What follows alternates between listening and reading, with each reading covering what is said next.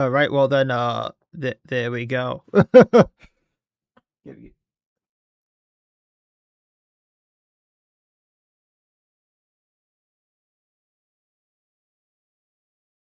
All right, there we go. I yeah, same here. And you're gonna see the next three estates of mine that are oh so cursed if you come to my stream. Oh boy.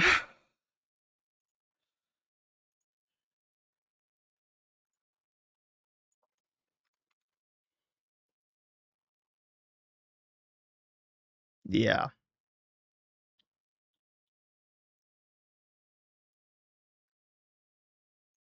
There we go.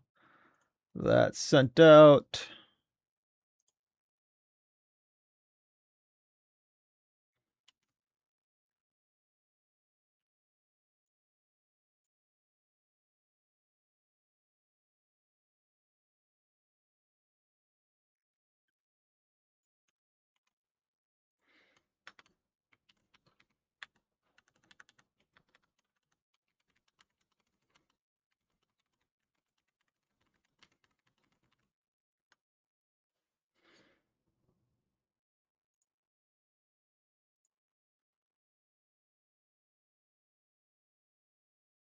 Aye.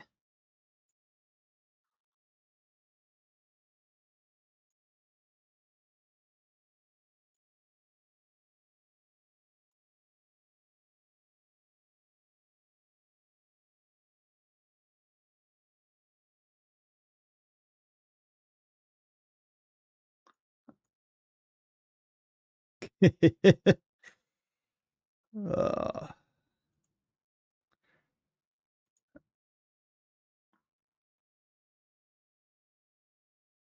it is.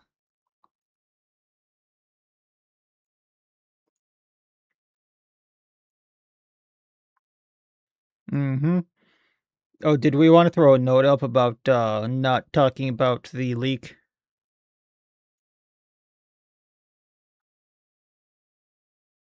Fair.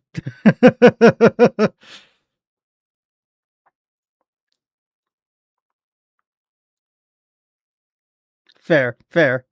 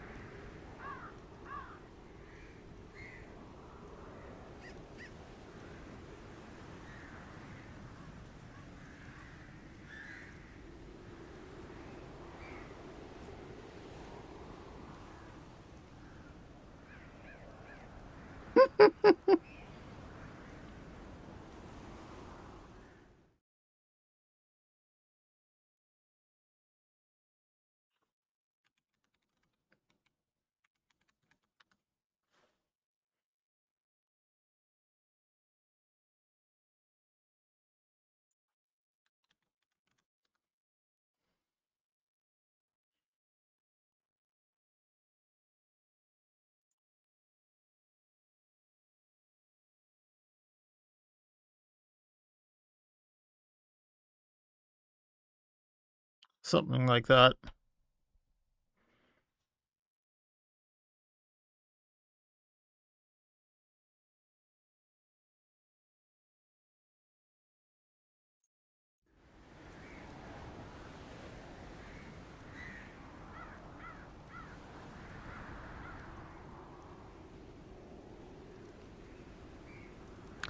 Ready when you guys are.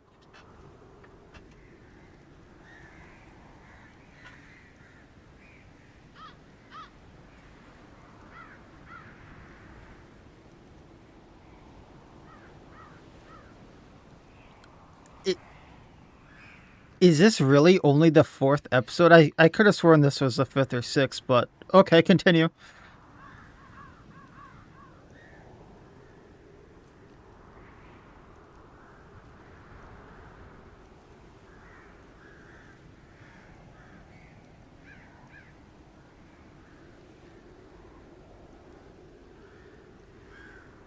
Let me go look at this now. The third one that took me over 20 hours of editing, mind you.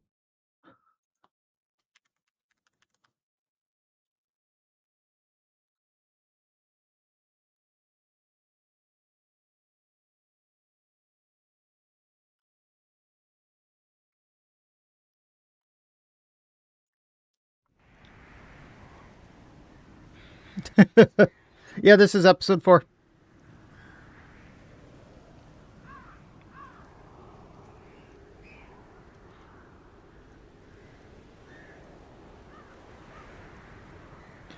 Yeah, yeah. Timing, scheduling.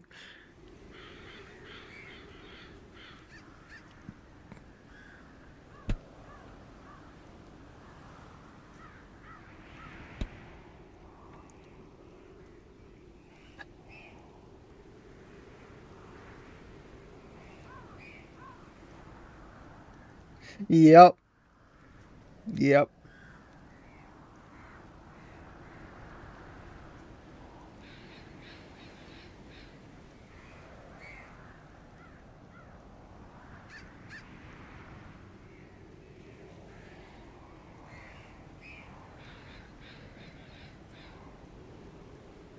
Who knows?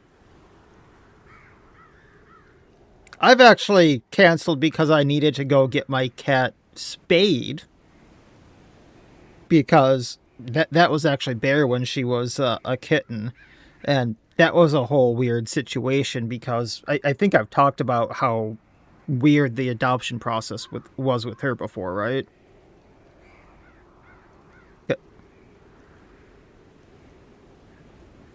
Like when I adopted her, the place I got her from was a like stand up place. Like this was a whole adoption agency that like it was really cheap to adopt them from.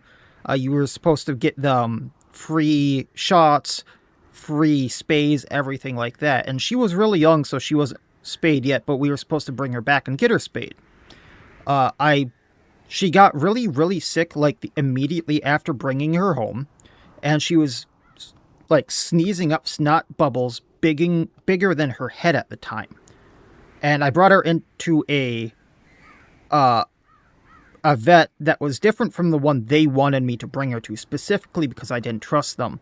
This guy says, yeah, this is a virus that is known down south, so I'm not sure why it's up here.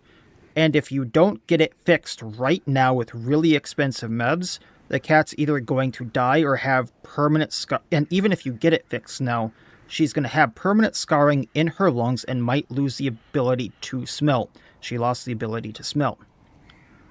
We spent over $500 in meds on this kitten. And then like so we ended up getting that entire facility shut down over this. And they wanted me to bring her in to get her spayed, and I probably would have never seen the cat again. Turns out the shots they gave her were given to another cat. They were sending yeah, they were sending the what was it, the rabies shots and all that. They were giving the same documents to everyone of the same cat. So I had to redo all the shots. So this,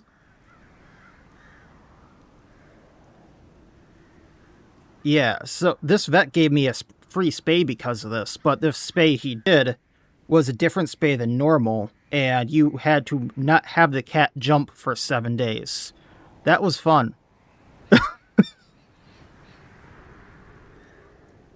It's not easy with a kitten that was less than a month old. Or actually, she was older at that time, but I got her at less than a month old. That was also part of the problem.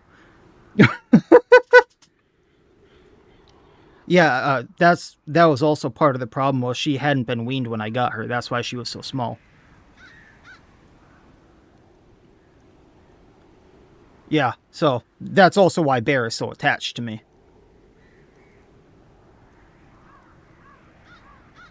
The story of Bear, everyone.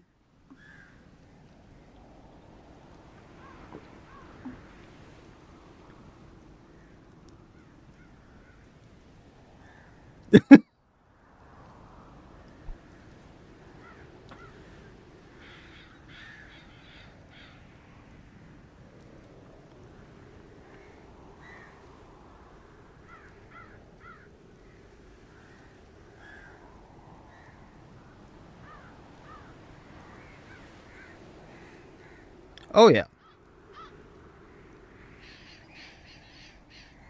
it'll get there eventually.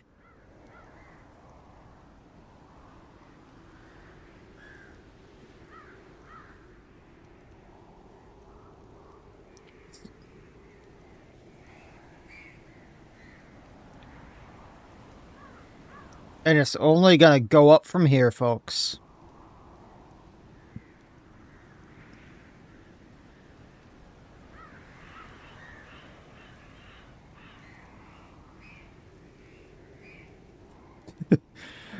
It was longer than that. I think it was 12.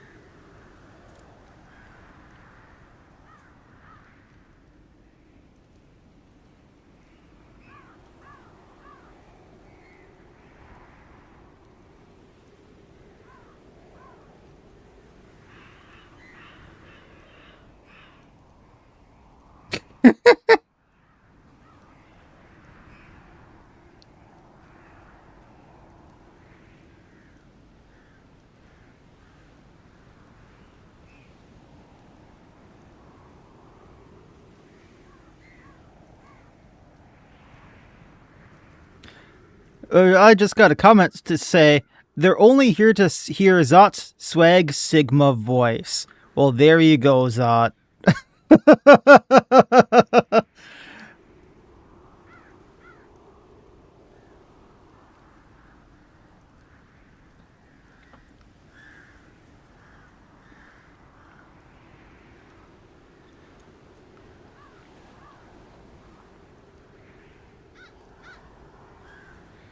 Oh, that was so fun. It it's not just pain. Once you get started, it gets to be really, really fun. It's just a really, really slow start, but once you get the hang of things, once you get some good trinkets going, once you get a few good heroes going, it's really fun, I say. But it's a really, really slow start. So it takes a certain someone to like it. But if you like it, do it. It's amazing. It's amazing. Chef's kiss.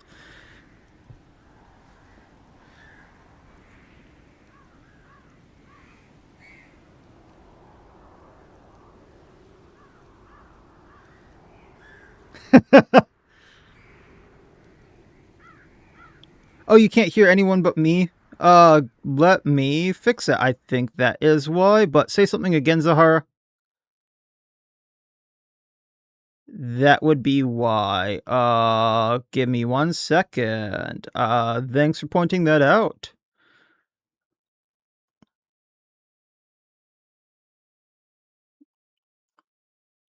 Where is... I know this is what I need to do. This because we're in a different call. This is why it's not capturing it. But which call do I need to capture? This one? It's not. The group call actually isn't showing up. Is the problem? That's not good. I know I had to like change the Discord.exe on application sound capture in OBS in order for it to show up. It was weird. What if I just do Testing 1 2 3 chicken liver nuts. double capturing? I don't know why it's doing that. Okay. Oh, echo. There we go. You shouldn't have told me that. You know I'm going to do that. All right, now it's all fixed.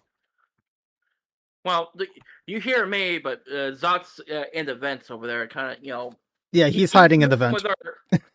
He's messing with our electricity here. He's behind the scenes, kind of. Sound systems, please. Can you come back on? Come on now, dude. What's up? We fixed it. They wanted to hear your sexy, sexy voice. I must run away now. Oh my god, that reactive doesn't get old. Well, sound works. And you used to hate sus. That's the funny part. I have since then made a lot of art regarding Among Us and bought the game.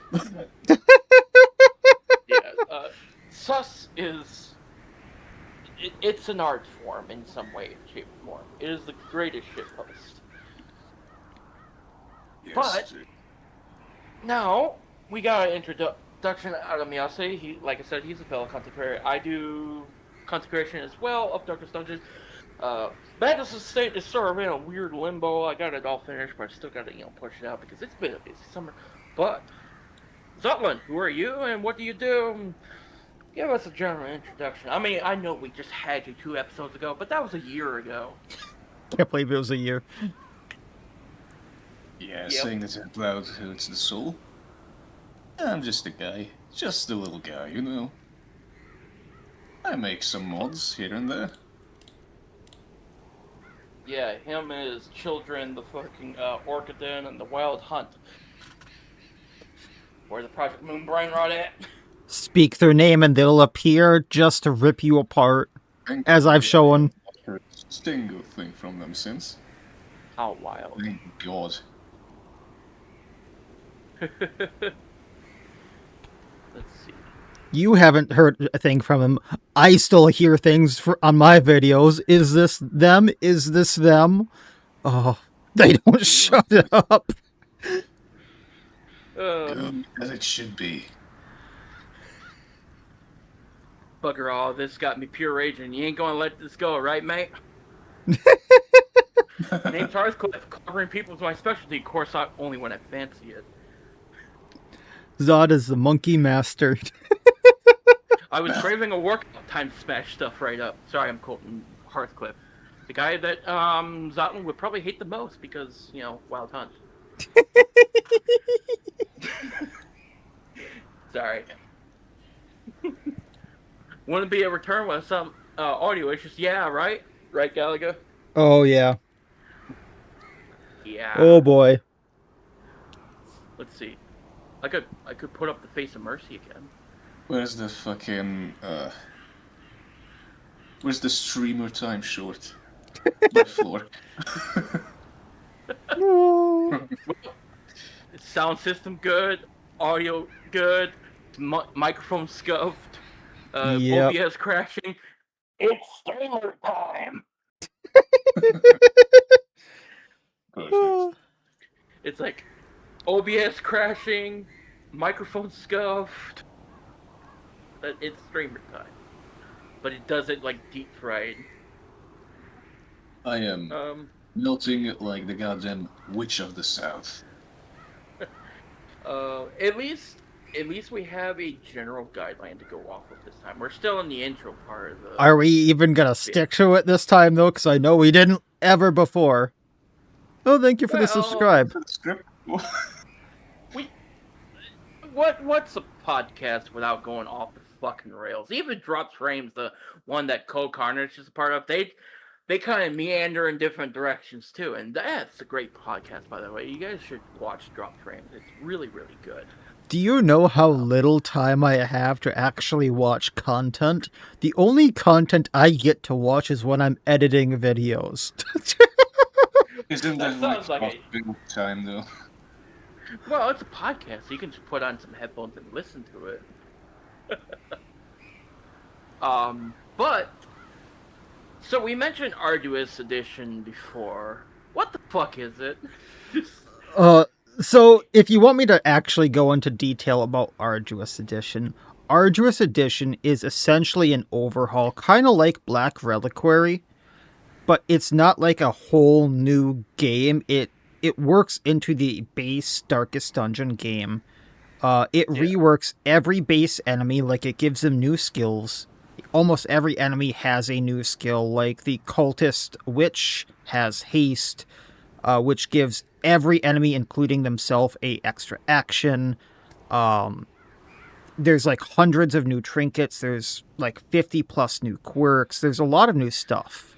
Oh, hi, The Nala. guy is the guy is essentially out here making his own freaking video game within a Yeah. video game There's without 10 plus new bosses. I think there are 8 to, or 2 to every area. There's new stuff added to every darkest dungeon. There's two new, two or three, no, 3 new trinket levels, I believe it was. No, 4 new trinket levels. yeah. Evolving Man. quirks, evolving diseases. There's a lot of stuff. There's so much stuff that's been added to the game. It's like a whole new game. And it, Yep. like my modded estates before, capped out at around 180 weeks. If I scroll up to the estate I just did, I did 255 weeks. That's how much more content it added. And I actually could have done more. I see on your screen here you got Pet Cemetery and Tackle the Mountain. Hunt True. Those are What my the next hell 3 estates. Those are my next 3. You are actually going to play the mountain. Yep. I have Mountain Cemetery. I have plans to do them. One of these are going to be streamed.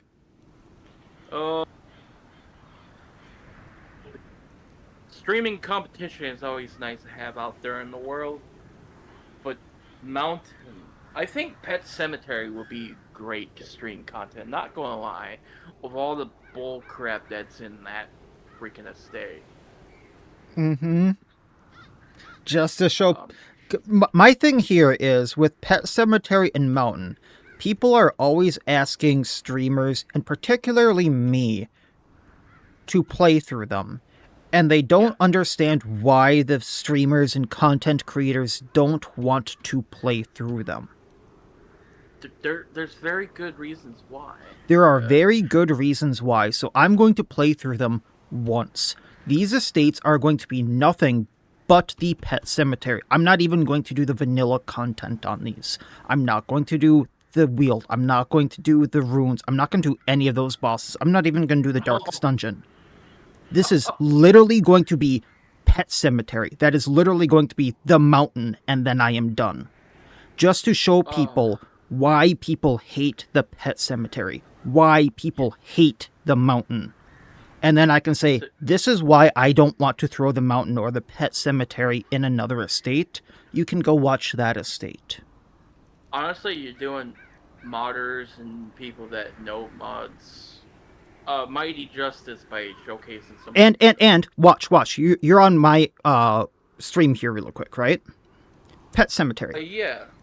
Let me hold up. Let me do a quick little thing on my end. I can capture it on my stream for everyone else to see as well. I'm even throwing in Dem's classes: Barbarian, Shadowwalker, Picaroon, Zenith, Spartan, Rescuer, Harlot. Alright, your stream is up on my end. Oh wow, you're doing everything. And just in case these can't get through it and these are absolute junk, I have other classes that might do well. The Bloodborne classes, because those would actually go well into the Pet Cemetery. Courier Hunter, Saw Hunter, Knight of Cain, Tomb Prospector, Powder Keg. And for those asking what the hell is his mod window, because that's not normal. That's better mod window. Yeah. You gotta hard install that. Basically, you take it, and you throw it into the files itself, and you get a bigger window, and it's really great. And then for the mountain, because no one has classes for the mountain, I'm just bringing Birdman's birds along with the matriarch. Okay, so vintage special, Yep. essentially. Which makes sense. Vintage classes are very good at synergizing with themselves and other classes, and they can really bump up your firepower in a roster. And Especially there's a resident. very specific reason I'm bringing the prefect, because remember, in the mountain there's supposed to be that disease that's incurable and can kill your heroes, and you can't get a cure until you've gotten through Yeah, champion levels. panacea. Panacea. Panacea. Because if I don't have the panacea, I might be losing heroes left and right. And just to say, I've used this Pain. many panaceas and I would have lost this many heroes without it. Pain. Yeah. Extreme pain.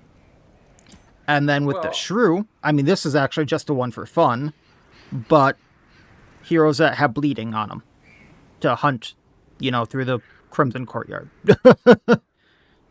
Next, you're going to tell me you're going to do Pitch Black Dungeon just to go like. Oh, that one I probably won't touch. I think Bear Taffy suffered for all of us playing through. Yeah, Bear Taffy fine. did that one. I don't think I need to. Is it Bear Taffy? Bear. I know him as Bear. I'm not sure what the rest of his username is, but he's a larger streamer that did. He doesn't do like only Darkest Dungeon content. He's a variety. He does a lot. But if you're willing to pretty much take a potato peeler to your schlong, why don't you play some XCOM at the same time? I mean, I've been wanting to play XCOM. It's just every time I put a modded list together, I kind of go, oh, this is probably way too much. I haven't played XCOM in years. I've never done It's a modded never too list. much. I've never done a modded playthrough. I'm like installing XCOM 2. I see that it's 95 gigabytes, and I just go, I think I'll pass. See, here's my thing about XCOM and XCOM 2. I have over 1,000 hours into XCOM 1. I have over 2,000 hours in XCOM 2. Vanilla. What about DLC? Well, and DLC. But Okay, I have further- no mod experience in either of those. That's fair. Mods for XCOM 2 really kick you in the balls if you're not used to it. But I like using Christopher Odd as a good baseline. He's He's a good lad. A good like dude. Christopher Odd is like kind of like a good dude to like base your mod list off of, and he does a lot of community effort. He's like one of the few people I actually aspire to be like in Darkest Dungeon. Well, that's what I wanted. Like, I actually had a list based on his, and I wanted to trim it down a little bit. But then it actually didn't launch. Yeah, pain. The ultimate experience would be to get enough viewership to like have people send their custom heroes in or soldiers and stuff like that. That'd be really cool. Yeah. Actually, it sounds pretty cool. Plus, they do like he has viewers that you send in like audios, or they do written logs of what happened to their dudes and stuff like that. It's really cool watching new seasons of his, XCOM stuff. Like very entertaining content. Yeah. We've shouted out like different creators already. And we're still in the intro.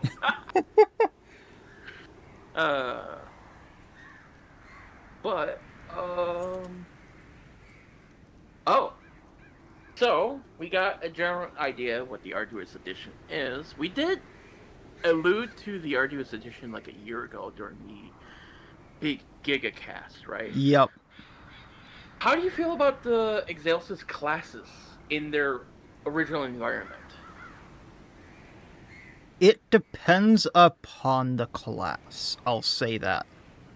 Some of them, the Scourge, the Fury, what was the other one I really liked? Enigma? Seer? No, the Enigma, the Enigma and the Seer were pretty mid. Those were the two I That's fair. didn't like. I'm here, kid. So the Enigma, Seer's too RNG. the Seer is very RNG. I didn't really like her, and the fact that her heals gave her a lot of stress. You needed a dedicated stress healer for her, or you couldn't bring her through more than a short dungeon. I really, really struggled with her. I can imagine because And- I hate RNG heals. Like, occultist is already annoying. When She's the even more cultist doesn't RNG than occultist. the occultist. That's fair. That's fair. So imagine that you have the occultist healing, and then even if you want more than a 2 or 3 heal, like, yes, she has a more of a minimal heal, but if you want more than a 3 heal, you need to roll more than a 33%. And then, if it's going to stress her out, and then on her next action, then she can't heal for 2 to 3 rounds. That. Then, to de-stress her from that, with her next action, you need to roll a 33% or have a dedicated stress heal her. And if you want to heal, you can't buff with her.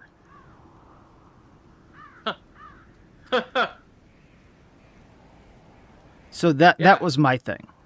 The Enigma, I'm very mixed on him because I didn't like him as an actual class because you had to choose... This sounds really weird. So he acts as a damager fairly well, right? Yeah. But you need to choose a buffing skill for him. Otherwise, he's absolute crap. And you need one of these on his skill set. So you can choose to have him be a bleeder healer. So you can add bleed skills or bleed effects to his skills and add stress healing and healing to his actual heal skills.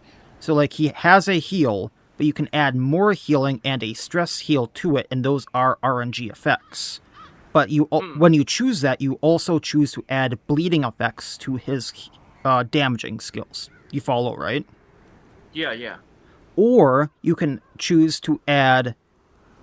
Oh, and when you do that, you add a 3% damage buff to all other allies' damage. Very minimal. Or you can choose to add a 3% defense buff, which is protection, and debuff and stun skills to all of his skills. Now, not all skills get the bleed, not all skills get the stun and debuff. So you need to choose his skills accordingly, but that just was like, okay, every time I wanted him, I wanted him to be a healer, but also a stunner debuffer. So I couldn't have him be both very easily. If I wanted him to be a healer, I needed him to have the skill to have... And the skill was a free action. So you do the buff to get the bonus to healing and then use the heal. Or you do the bonus to get the debuff, stun, and then attack. So it's like, you can't have the best of both worlds unless you use both skills. Convoluted. Yeah. Okay. Got you. I wish there was more of a choice of like, hey, I want him to be a debuff healer, not a bleeding healer, you know? Yeah, kind of like a worse version of the cultist with not quite the best of both worlds. You're just kind of like always middling along the way, essentially. And the other part of him is he always had to be in row 2 and 3. If he was in row 1 or 4, he had no options to do any skill. Which was very, very detrimental if he got moved. On the other hand, if you just had him installed and had him as a hero... so searching around, if you looted with him, he could get crystal shards. If you ended a battle with him, he could get the crystal shards. And if you got his heirloom, or the district, that's what it was, the district, he could pick up... Did you ever watch the later episodes of my thing where I had those remnants? I'm getting to those. I'm about halfway through one of the episodes right now. So when the Enigma rests, you have the option to gather a remnant. It costs one time, and he gets a random remnant. And these buffs, you get an item that gives you a quest long buff. And it's a random remnant that can be HP, it can be protection, it can be damage, it can be speed, it can be any stat. But the district gives you that regardless of if you have him or not, and like at the end of every quest. So you don't even need the Enigma anymore after you have that district. And that is just like what allowed me to do some of these really silly things of like plus 10% dodge, plus 10% speed, or 1 speed, I think it was, but 15% damage. So basically, a whole district invalidates an entire hero, essentially. Unless you wanted to take him along for the extra shards, yeah. And, I mean, unless you wanted to take him along for the heals, because he is technically a healer. He is a bleeder. He is a debuffer. This mod is still going under dev. It's still being worked on all this time. And it's done by one dude. But that being said, the Revenant, the Scourge, the Wraith, they were some of the most fun heroes actually played in Arduous Edition. The numbers you could get up with them, the like combos they had within their own kit, it was lunacy. Absolute lunacy. Like the Scourge. I remember seeing the Wraith doing some fun stuff. The Scourge too, that's the Blight dude. Yeah. I remember. Like, he could throw out a Blight that would blight the entire enemy party for like 10 each. Next turn, take all of that onto himself, take 2 or 3 damage from all 30, 40 Blight, then next turn throw all of that onto a single hero. And because he has extra Blight applied or something like that, it would turn into like 70. Have that on Matrix and just transfer it. Yeah. Yeah. I mean, he has the same thing where he just transfers it. It's transfer. Lord. So he goes right past resistance. Transfer is an underlooked mechanic, but when you get to use it, oh my lord. And the Revenant has the same thing for bleed. And it's not just bleed on him, it's bleed from everything. Your heroes, himself, and the enemy onto a single target. I got over 100 bleed on a single target from doing that. Christ. In Apprentice. That is insane. Yeah. I can see why it's becoming such a trend with people that are watching the series and stuff like that. They're going, I gotta play this myself. What is this?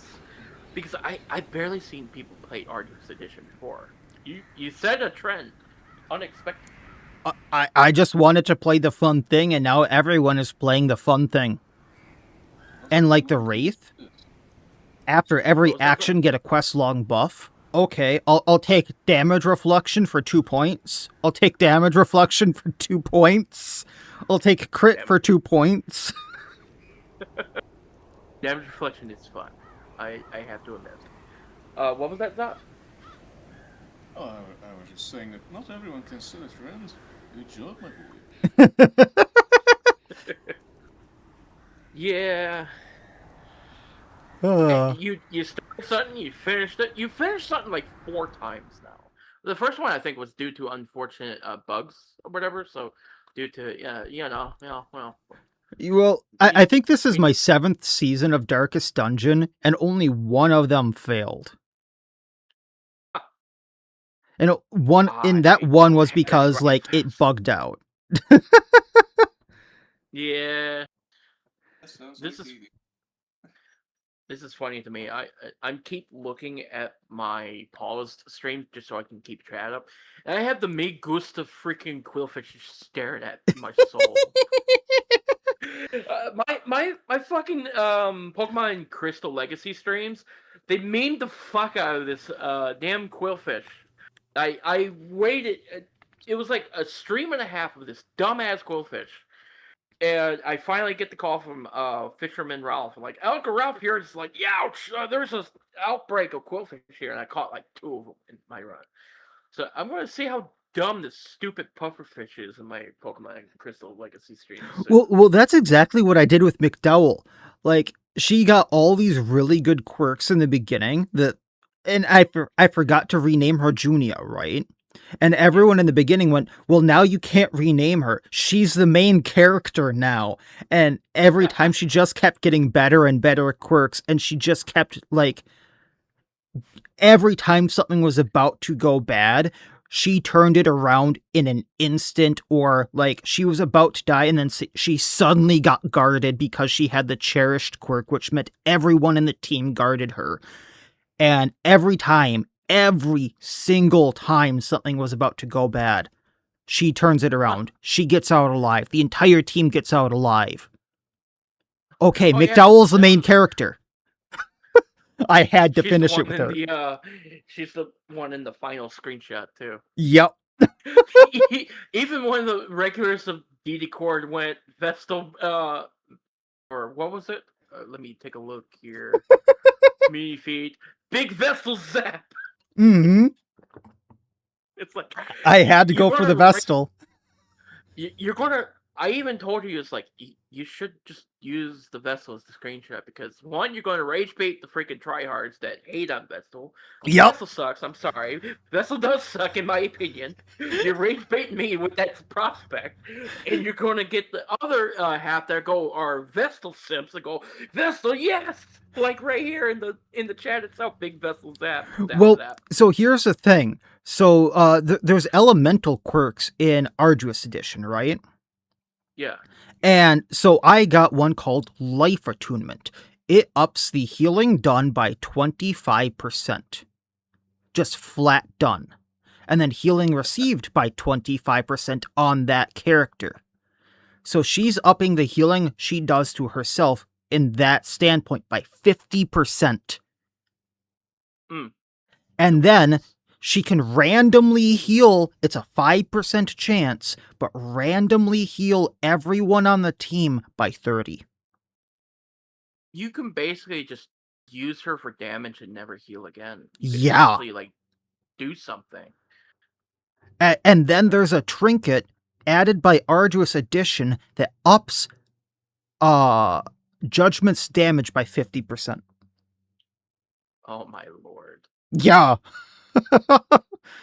Oh my lord. So those were like and then there's a trinket on top of that, because Life Attunement is a quirk that ups your healing done if you have Life Attunement by another 33%. Listen, y'all, if you want to make Vestal actually interesting, just give her fucking overpowered quirks. There you go. Yup. So she had Cherished, she had Mender, and she had Life Attunement, and I never had to heal her because of those two quirks, and with Cherished, and she just Judgment. Oh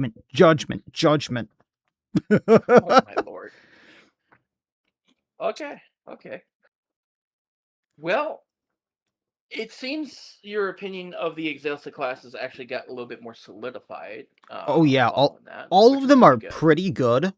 The only ones I was a little iffy on, and that's because I couldn't find a good way to play them myself without having something carry them, was the Seer and the Enigma. The Fury, he's incredibly risky but incredibly fun, but if you want to play him the risky way, you really do need 1 to 2 healers, or like an extra off healer. Okay. Aside from the completion of the Arduous Edition, what has everyone been up to outside of just general modding and stuff like that? Just non-Darkest Dungeon stuff. Like me, I've been playing Pokemon again. I got Mr. Pepper, a dude in the Darkest Dungeon community, all that stuff. He made a what you call a trailer for a fan game called Pokemon Tectonic. Side note, I keep wanting to call him Dr. Pepper. I don't know why.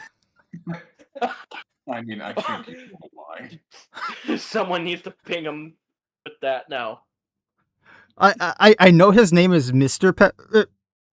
Pepper, right? Yeah. But I always want to call him Dr. Pepper. I mean, Salo calls you Meow City. Yes, yes, but that's because I can never get her name right. Fair enough. Fair enough. Yeah, Pokemon Tectonic. They made a trailer for that, and I just went down this fucking Pokemon rabbit hole. I just out of the blue, just started playing Pokemon Legacy Edition on stream and all that stuff. I need to get back to it real soon. I've also been playing Mina the Hollower, and I've also been trying to finish up a Rogue Trader run since the new DLC dropped. But that's enough about me. What have you guys been up to, like, other than Darkest Dungeon and crap like that? Is that? Well, since the last episode, I got myself a new job, and last month a new PC, and I have been playing V Rising and Oh, V Pokemon. Rising is good. Fun. All right, you crashed out about Windows and just went full Linux, didn't you? Yes, I mean that happened in January. And that's fair. Fuck Microsoft. Like, seriously. Agreed. And Why did Nintendo. you And name your company after you did? yeah, it's just I don't think I have the balls to go Linux just yet. I mean, it means I had to learn a new freaking operating system. And I'm like, I'm too old for that, man. I'm like, I'm old. There's plenty of them that are very similar to Windows. Hell, I gave my old laptop to my father and put fucking Linux on it. He's fine. He's 50. Turning 50 anyway. I just fucking crumbled to dust a little bit more. Yep. I just crumbled. That's not much better. Not too much older than us, huh, Z? That just doesn't help. That doesn't help at all. Oh boy. I am turning 23 at the end of the year. Oh. In this. Oh. Crumble to dust more. Oh, that hurts. Oh boy. I mean, people think I'm fully. I think that's worse. I don't know. I'd rather be considered young than old. Well, I'm gonna state this again. I have been mistaken both for my mother's husband and for my mother's father multiple times. That is pain. Yes. I'm not sure how I can be mistaken as my mother's father. Do I look that old? The beard don't help Santa Claus. The beard don't help and being bald don't help. But do I really look that old? Are my eyes that sullen? Do I look that dead inside? Apparently I do. Also, your hair is too short, you're old. Your hair is too long, you're old. You have a beard, you're old, bitch. Right. I mean, I hate this logic. at least there's this adage: if you're balding, shave it off. Just Yeah. That's what I did. Commit to it. I was balding, I shaved it off, I look a hell of a lot better, folks. Unless your name is Danny DeVito, you're not a sex icon. Have hair or no hair. There is no in between unless you are Danny DeVito. Danny DeVito can pull it off because he's Danny DeVito. Being bald can look good. Balding looks awful. Just shave it. Captain Picard, bald. David Bowie, hair. Sex icons. Simple as that. It's a law of nature. But let's see. So, since I has a new job and all that stuff, and all that, you got a new PC. I assume you've been up to some stuff over the last couple months. There's a reason why this is called Slay the Arduous Edition. Yeah, some stuff going on, you could say.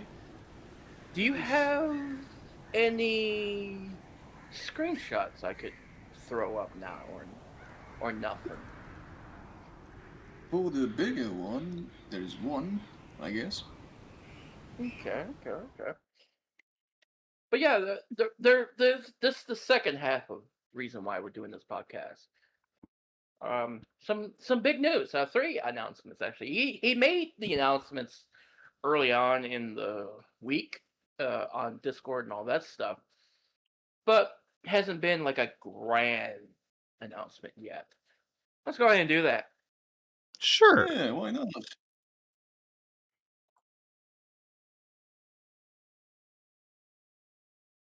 Defect Plans is to go into finally testing coming. at the end of summer. Finally coming, Nice. ladies and gentlemen. And If here's plans go as wanted. As a note. okay. Do you have a spreadsheet of defect skills by chance? Yes and no. Ah. See, there's a reason that how to over explain. over 1,000 layers in Kirita. No, it was like 10 gigabytes or something like 1400. that, wasn't it? 1400 layers in Krita, yes, but no, I wanted to say that see, Defect was also not in a rush per se, because the kit I had for the last 3 years needs the BR mod tools, which are still not out. Yeah. Yeah. We'll But see them anyway. soon. We've been But anyway. cock-teased by those for so long. Some people believe they don't exist now. We're just pulling people's legs. It's like, So I wish I could show a thing, something but I can't. at work. It just came to me as a revelation during my shift. The version I've been planning for the last 3 years, which needs the mod tools, has the 84 fucking modes, which are all backend and the player won't even know of. That is going to be released after the mod tools, obviously, and it will be known as the Director's Cut. So pretty much What's pulling good? Oh, That's Tom, fine. I'm assuming they're not going to get released with the DD1 update. They're separate entities. Yeah. Also, Oh, what's yeah. update? Anyway, what's going into testing, hopefully, at the end of summer is a brand new kit.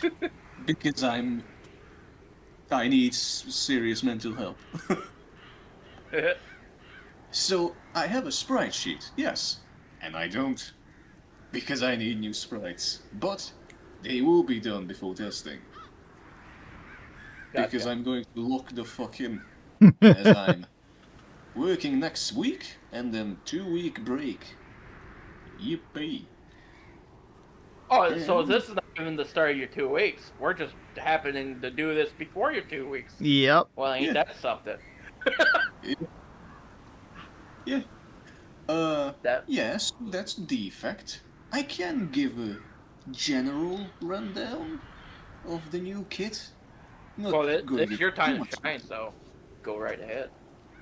Some comparison. The Director's Cut is going to, well, work like Defect does. You have 3 warp slots, you rotate them, you evoke them, you cast them. All bullshit. That's what the 83 modes are for. This version of Defect will have a total of 4 modes. It's going to work similar to Rampart. Where so you're using the move skill. Yes. At the start of combat, you will have access to 3 skills, plus the move skill. Ball Lightning, Glacier, and Null. Null is a new card from Slay the Spire 2. Even though you don't like Slay the Spire 2's defect. His design, I mean. Yeah, still, I've gotten used to it, still not my favorite. Too bulky, my poor child. But either way, when you use one of these skills, you are going to switch into a specific deck that is dedicated to that orb. For example, Gotcha. you use Glacier, you enter the Frost deck, where you will have Iceland's Glacier and, let's see, one moment, Cool-Headed and Chill. Oh, I think I have something I can share. The Virtue sprite Yes. for Defect. True. Uh, Let me link it, see if this works. 1 sec. Was this not for Defecto? Defect Man? That one? Ah, yes, that is. It's getting slightly edited. I'm going to redo the colors so it fits the rest of the sprites, but yes, that is the Virtue. Done by Okay. Sketch, along with the Affliction. Let me go ahead and throw that up on the screen. So, ladies and gentlemen, for those who don't know Slave Spire 1 or 2,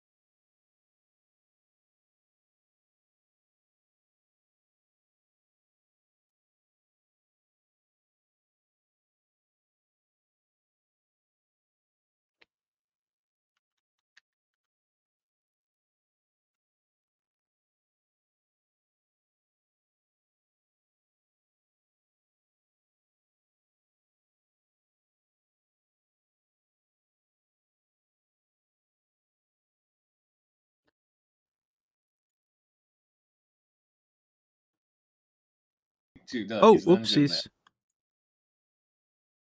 I was so trying to throw up some literally, images there, and I guess the new scene didn't have that. 1 second. the gremlins are great. Yeah.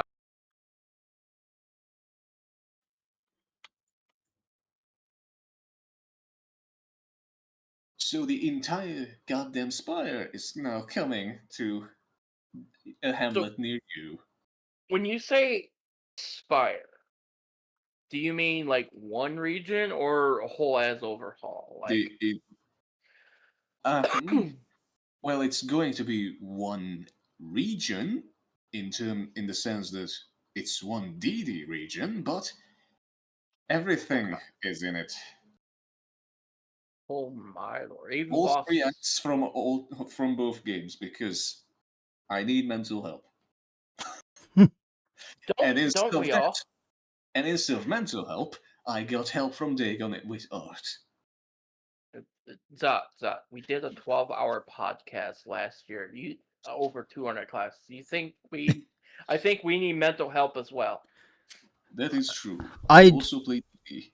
I just played 255 weeks of Arduous Edition. Do you think I'm any sort of sane? No, You're already playing fucking Pet Cemetery, dude.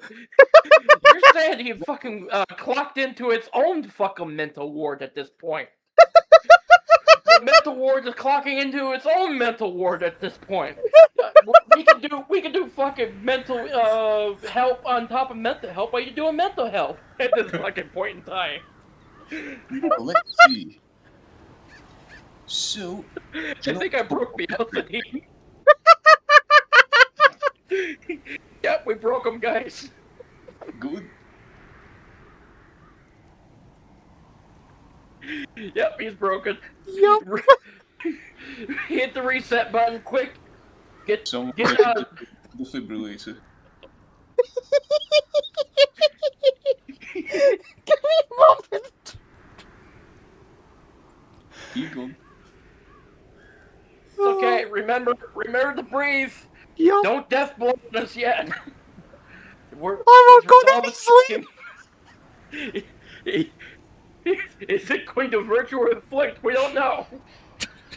I'm good. I'm good. Looks like we afflicted. irrational. I'm good. Because he's still playing fucking the mountain afterwards. Oh, and then we're going for the shrew. You thought I was Shrew. sane? The shrew ain't as bad as the fucking mountain with its damn disease that just perma kills you, and you can't get rid of it. Oh, but you don't know what's after the shrew.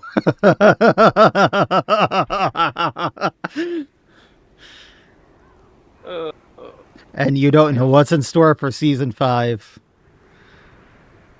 and to think VR 1.0 ain't even out yet. Nope.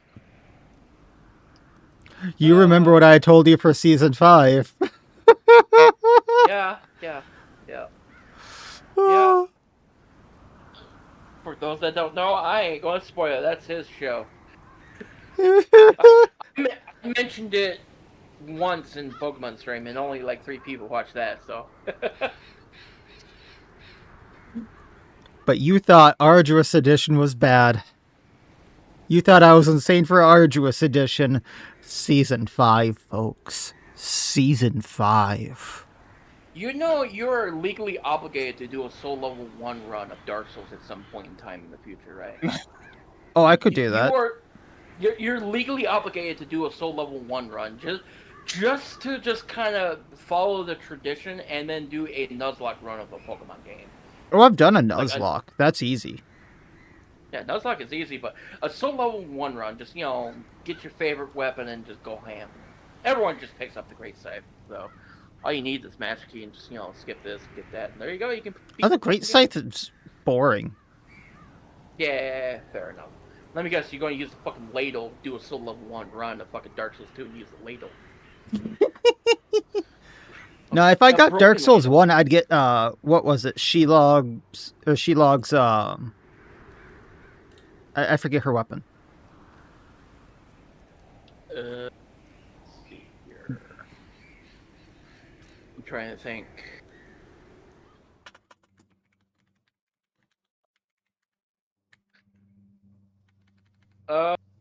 You could use the Battle Axe. Battle Axe ain't too bad. Of the weapons I remember, you have the Battle Axe, Hand Axe, the crossbows, the Ghost Blade, Jagged Ghost Blade, Quaaludes. Cestus, Dark Hand, Blacksmith Hammer. I'd go Katana until I could get Quelaag's Fury Sword. And if I can't use a Fury Sword, I just use a Katana. Let's see.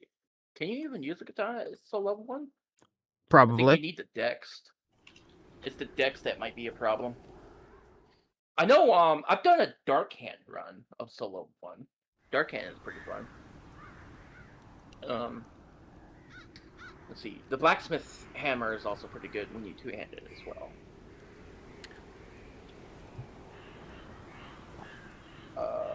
Let's see. But anyways,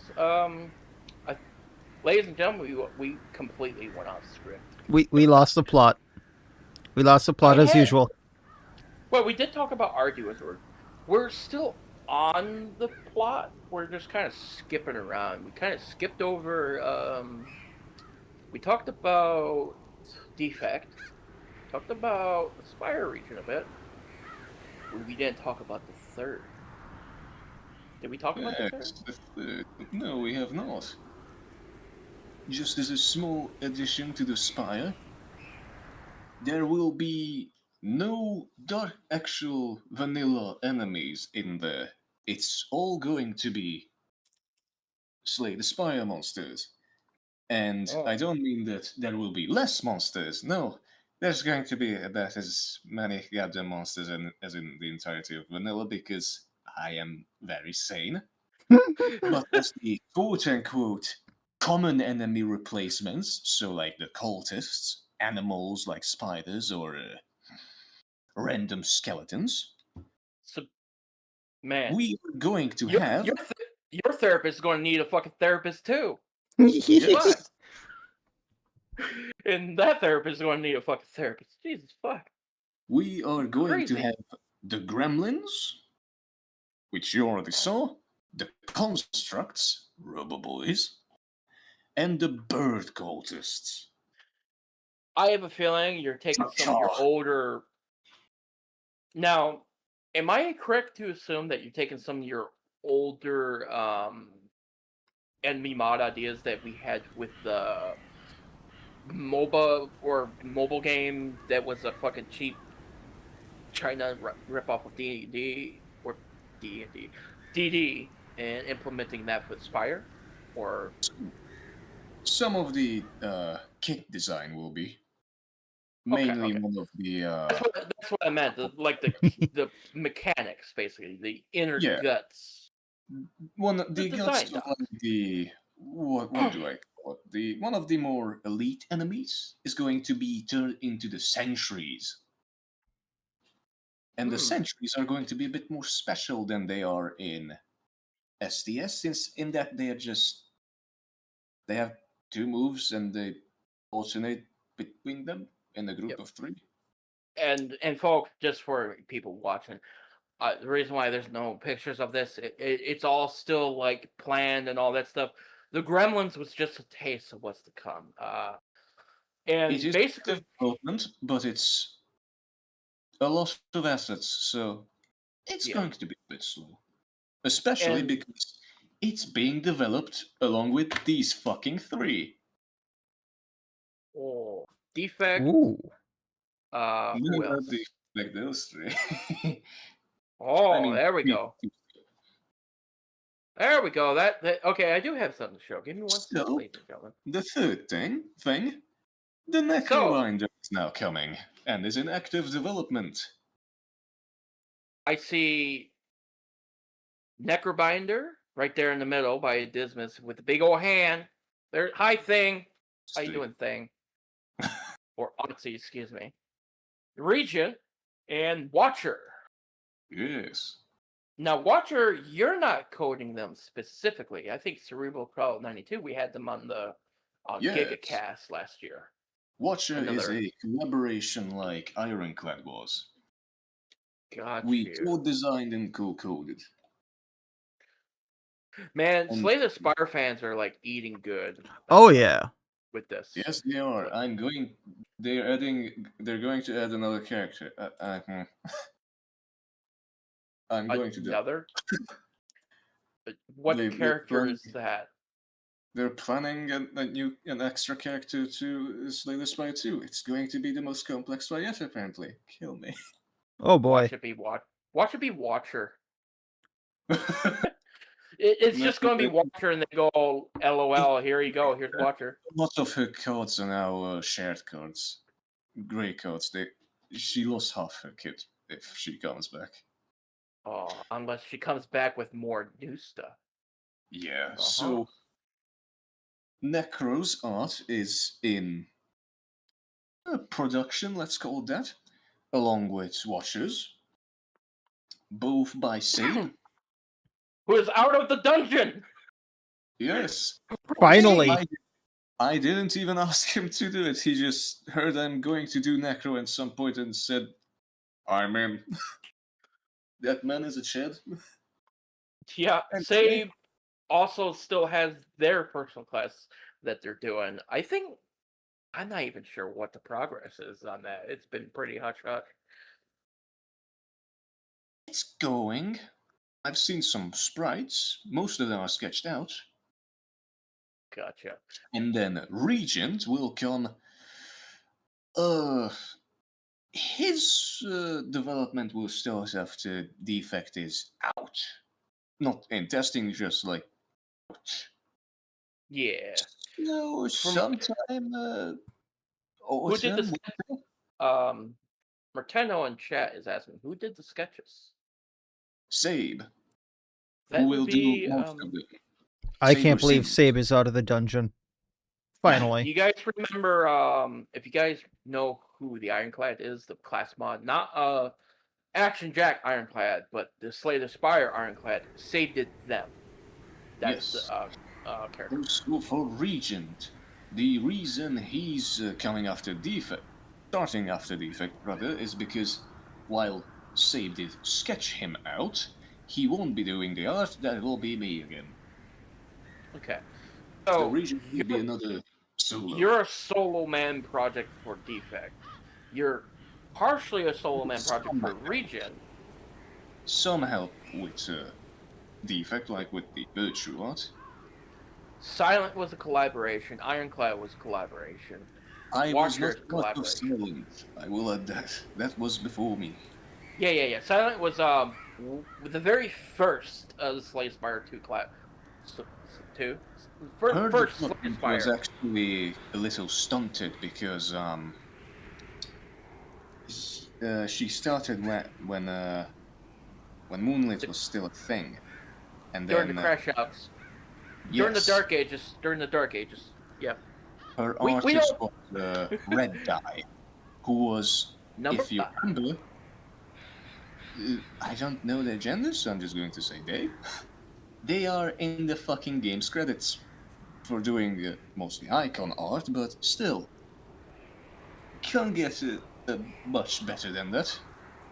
Yeah, Red Dye And, is known between... There's a lot of overlap between Darkest Dungeon and Slay the Spire communities and all that, and Red Dye does a lot of work in Slay the Spire officially. And they're known over here, one, the Silent, obviously, but they've also have a lot of free assets that modders can use. They skill also icons did and stuff like that. some of the art for the achievements in Darkest Dungeon 1. So yeah, some pretty fun overlap. I've been meaning to do some Slay the Spire 2 on the channel. But I've been so fucking busy, man. I've been so fucking busy. Yup. I really want to do some Slay the Spire shenanigans. The architect must die, come on. We must run. Slayers. Anyway. So, Because Red Eye was the artist initially, Yeah. and then they left. I don't remember why. Probably to work on STS2. Just guessing. And then Sketch did the rest of the sprites. And the potion art. And he also just did the potion art for every single potion in the first game. No reason. Just amazing. But yeah. So those are the 3 announcements, ladies and gentlemen. Technically 4, I would say, because Regent is new. To some. He was like mentioned before that he's going to be made. Fair. But basically, we have Necrobinder, which just completely came out of nowhere. We have Defect, which is finally coming into testing. Whole ass region with insane scope creep already. I'm not going to lie. Hopefully everything coming- gets done, but it gonna be a while. I have a feeling. Have you seen how fast Dagon is with fucking art? I mean, The yes. motherfucker is already doing Sorceress, and has already did a sketch sheet or spreadsheet for the Widow, and did the Gremlins. That motherfucker went from, hey guys, I'm new to the Darkest Dungeon community, I'm going to make mods. He's the very first thing I remember Dagon in this community. He sent me a message saying, hey, you think this should be fine and doing this and that? And it's like, I asked him, I said, why don't you get permission and make it public and all that stuff, I kind of helped push him, like, make your mod public, and just jump in and stuff like that. Then they start drawing shit, and then they start doing all kinds of crap. And now they're just like a new, fresh face in the community. They've only been here for like a year? 2 years, maybe? And they're just... I think, like, we have Soulforge, Soulbinder, and all that stuff. They're some of the most popular mods that people use. Yes, Crap like that. for good reason. Dagon cooks. And plus every class that Dagon makes, thigh window. Every time, thigh window. S Purple has boobs, Dagon has the thigh market cornered. Mm-hmm. Let me go ahead. Ooh, here we go. We got a new image for Defect, who is currently in work in progress. Yeah, look at that. Repost, bitch. Repulse! I'd still say you should have that as like the testing. And then when the release comes, have it fade in and show him properly. But get rid of the lightning. Just show the orbs in the face and blackened and stuff like that. Just a silhouette with the glowing orbs, basically, pretty much. Daganmore, yeah, pretty much. He's a pretty fucking rad dude. Really rad individual. Bit of a meme lord, but who isn't these fucking days? I mean, look at me. I'm freaking joking and shit all the time on my videos and crap like that. Like, I initially approached Dagon to simply help me with design for the Spire. I was going to just make everything alone myself. He then decided no, he's going to do art. Okay. And just as a to add to the meme lord thing, look the fat gremlin dude, the one with the hammer. You see that one, yeah? The one yeah. in the Let me pull that up real quick. Yeah, right here. This fucker, it's a yeah. signpost, but it's actually a hammer. Yeah, it's a spiky hammer. So I gave him a move. I called it fumble. He uses it when he's in the back to move forward. He tries to move forward and falls over, and it stresses the hero. Dagon, why doesn't it add horror to himself? Funny as shit. He fumbles so hard he gets horror. Perfect. And that will be a thing. It will have no gameplay, anything. It's just letter. Oh man. It will be very good.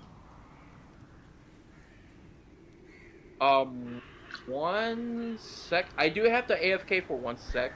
But before I AFK, Miacidae, how are you enjoying your Silent Hill run through?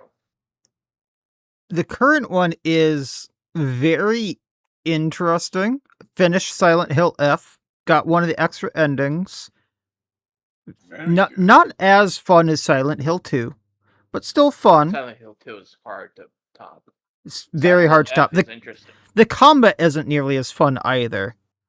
Like, I'd say in all forms, all sections of the game, not as good as Silent Hill 2, but like, I like the fact that the endings are easier to get. Yeah. So what makes Silent Hill F interesting is multiple runs is pretty much like your new game plus and your new game plus 2 and all that stuff. It's pretty much the same run because you get more. It starts off like just being all weird, and then you get more clarity. Yeah. It's kind of like Signalis in that way. Signalis is pretty much similar, where like the more you, it doesn't change the more you play it because they kind of juxtapose you into you thinking you beat the game in Signalis, but no, it's still the same playthrough. It ain't New Game Plus. You're the second quote unquote playthrough is really still the first playthrough, it seems. So how'd you enjoy Signalis though? Signalis was mind-bending in a way. I still hold that Signalis is like one of the greatest survival horror games to have ever been made. It's right up there with the original Resident Evil 2. Is right up there with Silent Hill 2, both the remake and the original. The original and the remake of Silent Hill 2. I think it's worth playing the original Silent Hill. I've actually never played Silent Hill or Resident Evil 2. You never played Resident Evil 2? Oh, no. It's on my list. Dog. Definitely, when you do that, let me know. I can get you a mod that lets you use analog for those. I have mods for 1, 2, and 3 where I can use the analog in them. The tank controls are pain. It's the right way to play them, but they don't live up to the hype, to be honest. Because I've been playing through Resident Evil 1, the very, very first one, the 90s version, with analog, and it's fucking wild. Resident Evil 1, Resident Evil 1 and 2 is kind of weird. Like, it's the same thing with Silent Hill F. Multiple runs kind of gives you the bigger picture. Of Resident Evil 1, you have Jill and Chris. The game structure is mostly the same, but from different perspectives and all that stuff. In Silent Hill, or in Resident Evil 2, the original Resident Evil 2, not the remake, but the original, you got part A and part B. But you can also do there's actually 4 different paths depending on which character you play first. You play Claire and you get a whole Jeez. thing. You play Leon and part B. Like Leon and Claire have different starts to part A, and they have Jeez. different sections to part B as well. So there's 4 runs instead of just 2. Like Resident Evil 2 is fucking amazing. Even the remake is good too. Like both are just top notch. Interesting. Resident Evil 2 is really freaking good. I can't stress that enough. Both the original and the current one. Like I like the I'm current pretty one sure more. I have the remake right now, like actually in my library, and it's in my list of things to play. Honestly, you can play the remake and just enjoy it all the same. Yeah, I have the Like, remake, and it's on my list of things to play. yep. Now that one doesn't it doesn't do the whole you still have the like technically 4 playthroughs, right? Mm-hmm. Leon and Claire have completely different starts and they have completely different second halves of the game. But it doesn't really connect as much as the original did. The original Resident Evils 2 and 3. The original Resident Evil 1 kind of sucks balls. It does. It just nah. But the remake, I know for people that are not familiar, Resident Evil it's the whole thing. Yeah. They did a remake of Resident Evil 1, but not in the style of Resident Evil 2, 3, and 4. But it's completely different, but it's updated graphics, updated this, and I think that remake is the definitive way to play the first game. But the definitive way to play Resident Evil 2 and 3, I think the remake still holds up. It's still pretty good. It's kind of like Silent Hill 2, really good, but Silent Hill 3 never got a remake. I hope it does, because Silent Hill 3 has some creepy shit in it. One of my favorite boss fights in video game history.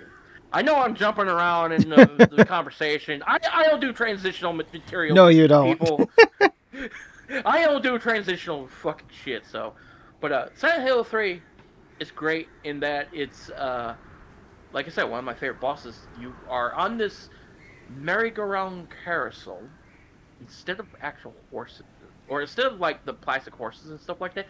You have actual half-dead, twitching horses draped in body bag things are meat hooks, and you have to beat them to death while a dark version of you runs off into the ether, and you have to go and fight her while this shit is just going on. It's like, oh, it's so good. But anyways, what was I talking about before this? Right, the Resident Evil stuff. Sorry for that. I have severe ADHD. I just go wee in a certain direction. But like I said, Resident Evil 2 is really, really, really, really good. Both, like I said, remake, original. Pretty much like pick your poison when it comes to that, right? Yep. But I if you have the time, definitely play the original Silent Hill 2. It's still more or less the same game, but Silent Hill 2 remake does kind of assume you know of the original Silent Hill 2, if that makes any sense. It did seem to like insinuate that I knew a few things. I felt like at the beginning of the game and throughout the game, Yeah. I was confused with a few things. Gotcha. There's also, let's see, on the topic of Silent Hill, there's a new game of that coming out later this year, actually. So if you want to just kind of jump right into that, there's Oh, I probably Still will. London, innit? what was that, Zach? It's still London, innit? Time to get Oh, shagged, Walker. Oh yeah, it's in Scotland this time. It's Scotland? Yeah, Was it London? It's London. it's somewhere, either Scotland, London, England. You're still going to get shanked either way.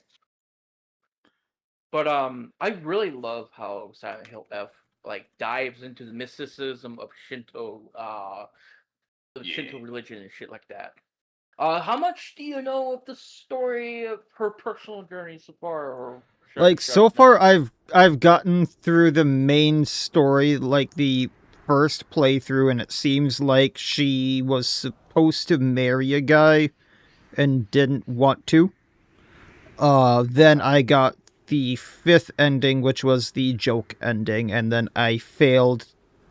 Like, I have a list of all the stuff that I'm supposed to do for all of the other endings, and I failed the first one, so I have to restart completely.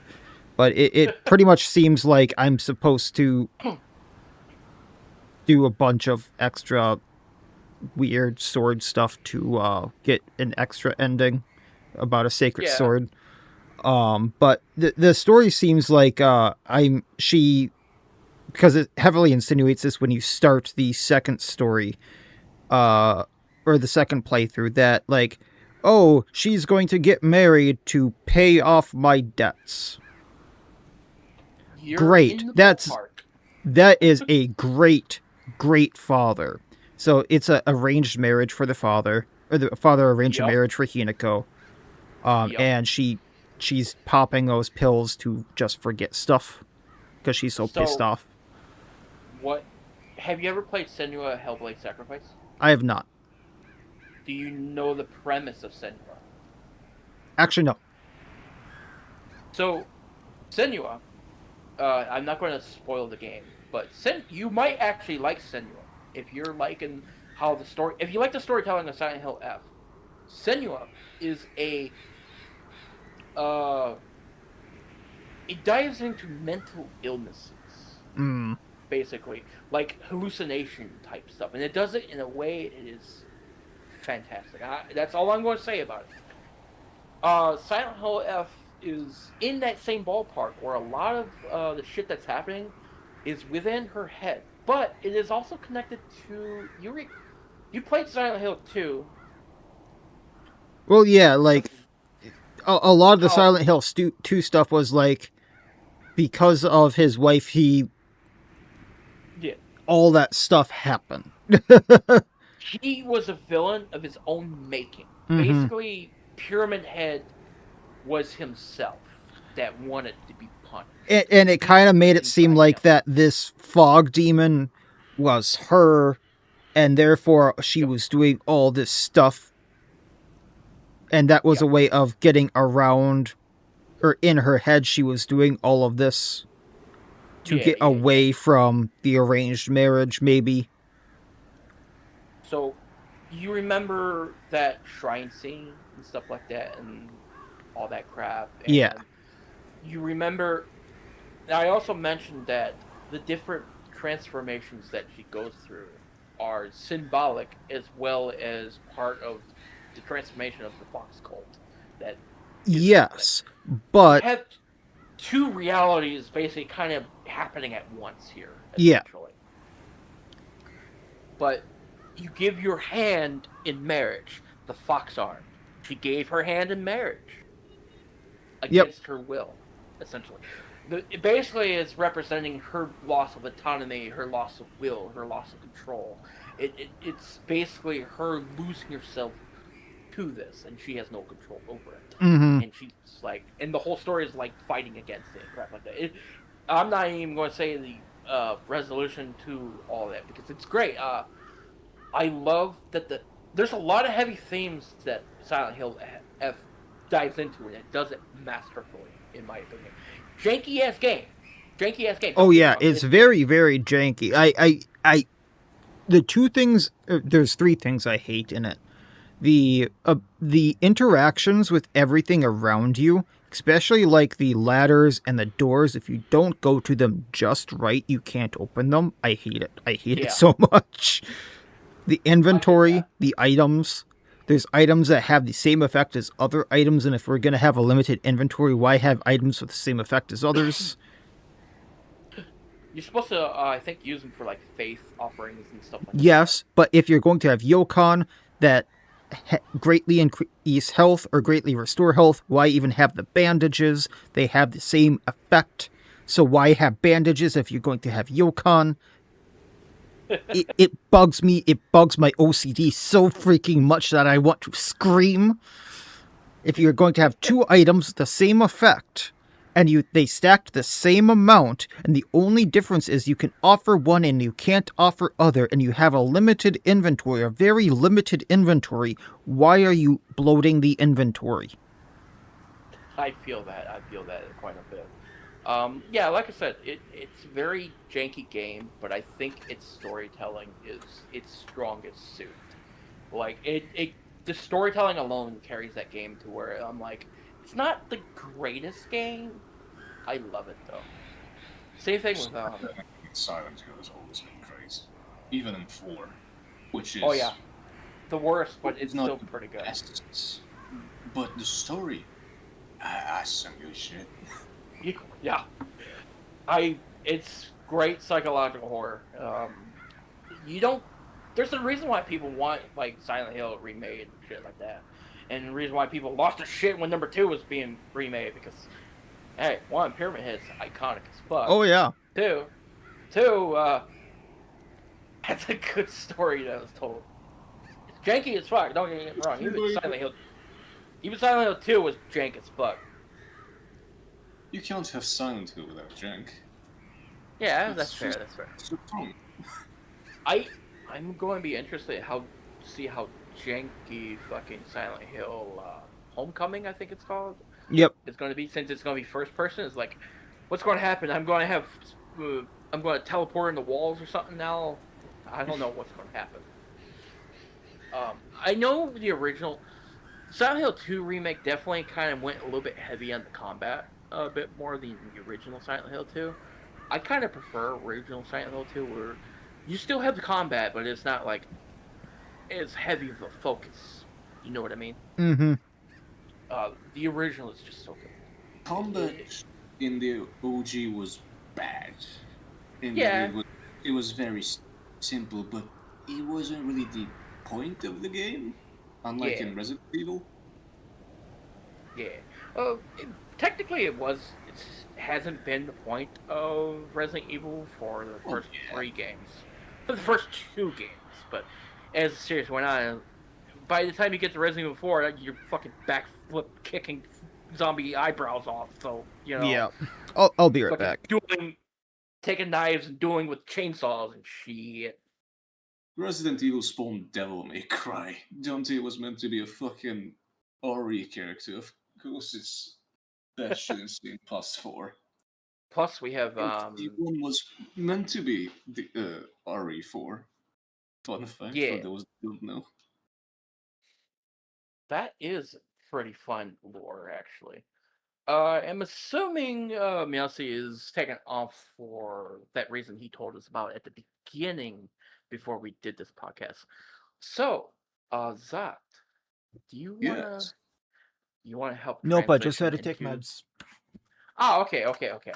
I was about to say, it's like you want to help transition into showing off some of the work that our lovely community has been doing over the last couple weeks. There's a lot. Yeah, there is a lot. An incredible Um, even. I guess one thing we could share, since this one has been in development for just about the same amount of time as Defect, maybe a little bit less. Quietus is getting art. Yes. Is She and actually has the sprites done by Lone Drifter. let me go The ahead blue. and pop that up real quick. So, for anyone that doesn't know what the Quietus is, I haven't really shared it too much because I kind of slow down on sharing work in progress classes on my playthroughs and stuff like that, mostly because of mixture burnout. But here we go. We have another iteration of Lily from Ender Lilies, who is coded by actually Zoct here, a little bit by Axe, and balanced by uh, I think a combination of Axe and Zot. I think Axe kind of trusted the balancing to you, and then Moan just recently did the whole sprite sheet. So you have Julius here, you have the Lily, you have the different form, blah, blah, blah, the different summons she can do. So we have the dude with the spear that can charge. You have the headless knight with shield, and then the cut Guess there. who's doing the animation? Let me guess. I am. No, you are. I can't animate Tell me. yet. Yes, it is going to be me. Oh yay. Hey, we Have have fun with another that. animator in the. Hey, at least you can animate now. That used to be the fucking struggle point for a Yep. long time. Still is the struggle point. Yep. It's we have How many animators do we have now that Iris is gone? I mean, We have we need Iris. animators since Iris is gone. That is a fair point. We also need sound people too now.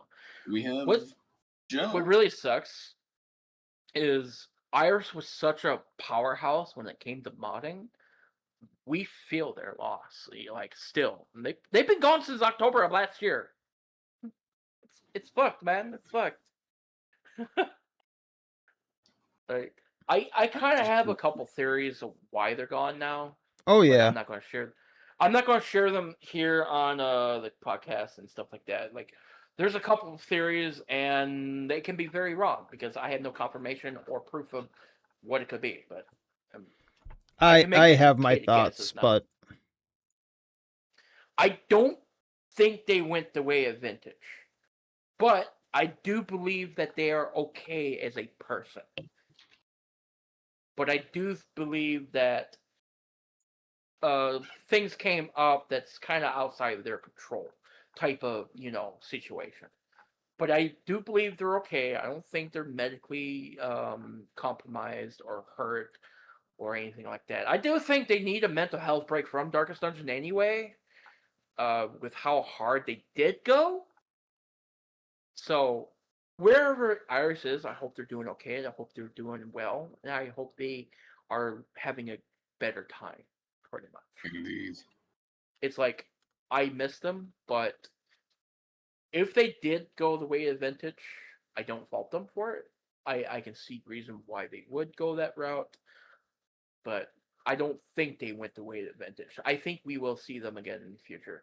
Who knows when they'll come back? I know Vintage is not coming back, unfortunately. I think Vintage just got burnt out. And oh yeah, I've actually talked with them a few times since they've gone, and it does not sound like they're coming back. yeah, which is Please not. unfortunate.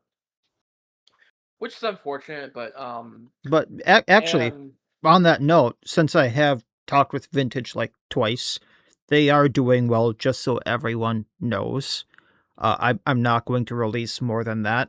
But Vintage is doing well. Just so everyone is aware. So yeah, you don't have to worry about that. but just a general like little update is always good on like always say like there's some communities that kind of like dick ride certain personalities of their community and they go like oh they revere them like Lord Jesus King and God and all that stuff. It's like no, like a person is still a person. So, Person like is still a respect the person, but they were huge corners of our community. It's yeah good to fair. have like how But I much do also we say use like 10 mods, 15 mods, 20 mods that Vintage left us. Trinkets Plus is huge. The birds are yeah huge. Trophy Hunter. I can think of a couple off the Still a top of my bird. head. And Yeah. just for that matter, I'm not even a modder. If I disappeared because of my health. Ooh. Yeah, I think we would notice your disappearance. Like people don't notice my disappearance because I kind of fade out a little bit. I'm still around, but I'm like kind of super busy. I'm kind of like I would say I'm still unofficially on a hiatus. I've just been burnt out on shit. But hopefully we can just do these like every maybe 3 weeks or so. Just do more podcasts, I mean, especially now here's there's open. more mod news coming around and shit like that. Like Yes. wild. But yeah, this is the quietest. This is pretty much. I really like the iteration wyvern of- look. That is really yeah, cool. Yes. shrunken down compared to the game, but Yeah, I wish the wyvern was a little bigger, but it's really cool. in the game, I remember it just being a big head, like. Bah! I remember the wyvern itself being huge. Yeah. Where'd my music go? But, Animation. I'll see what I can do. But everything else, like, if you guys haven't played Ender Lilies, Oh, I it's recommend it. amazing. If you haven't played or you haven't watched Ender Lilies, I have a playthrough on my channel. Quick plug. Hey, you gotta throw them in somewhere. But yeah, there's also another version of this called White Priestess, which is by Skiddo.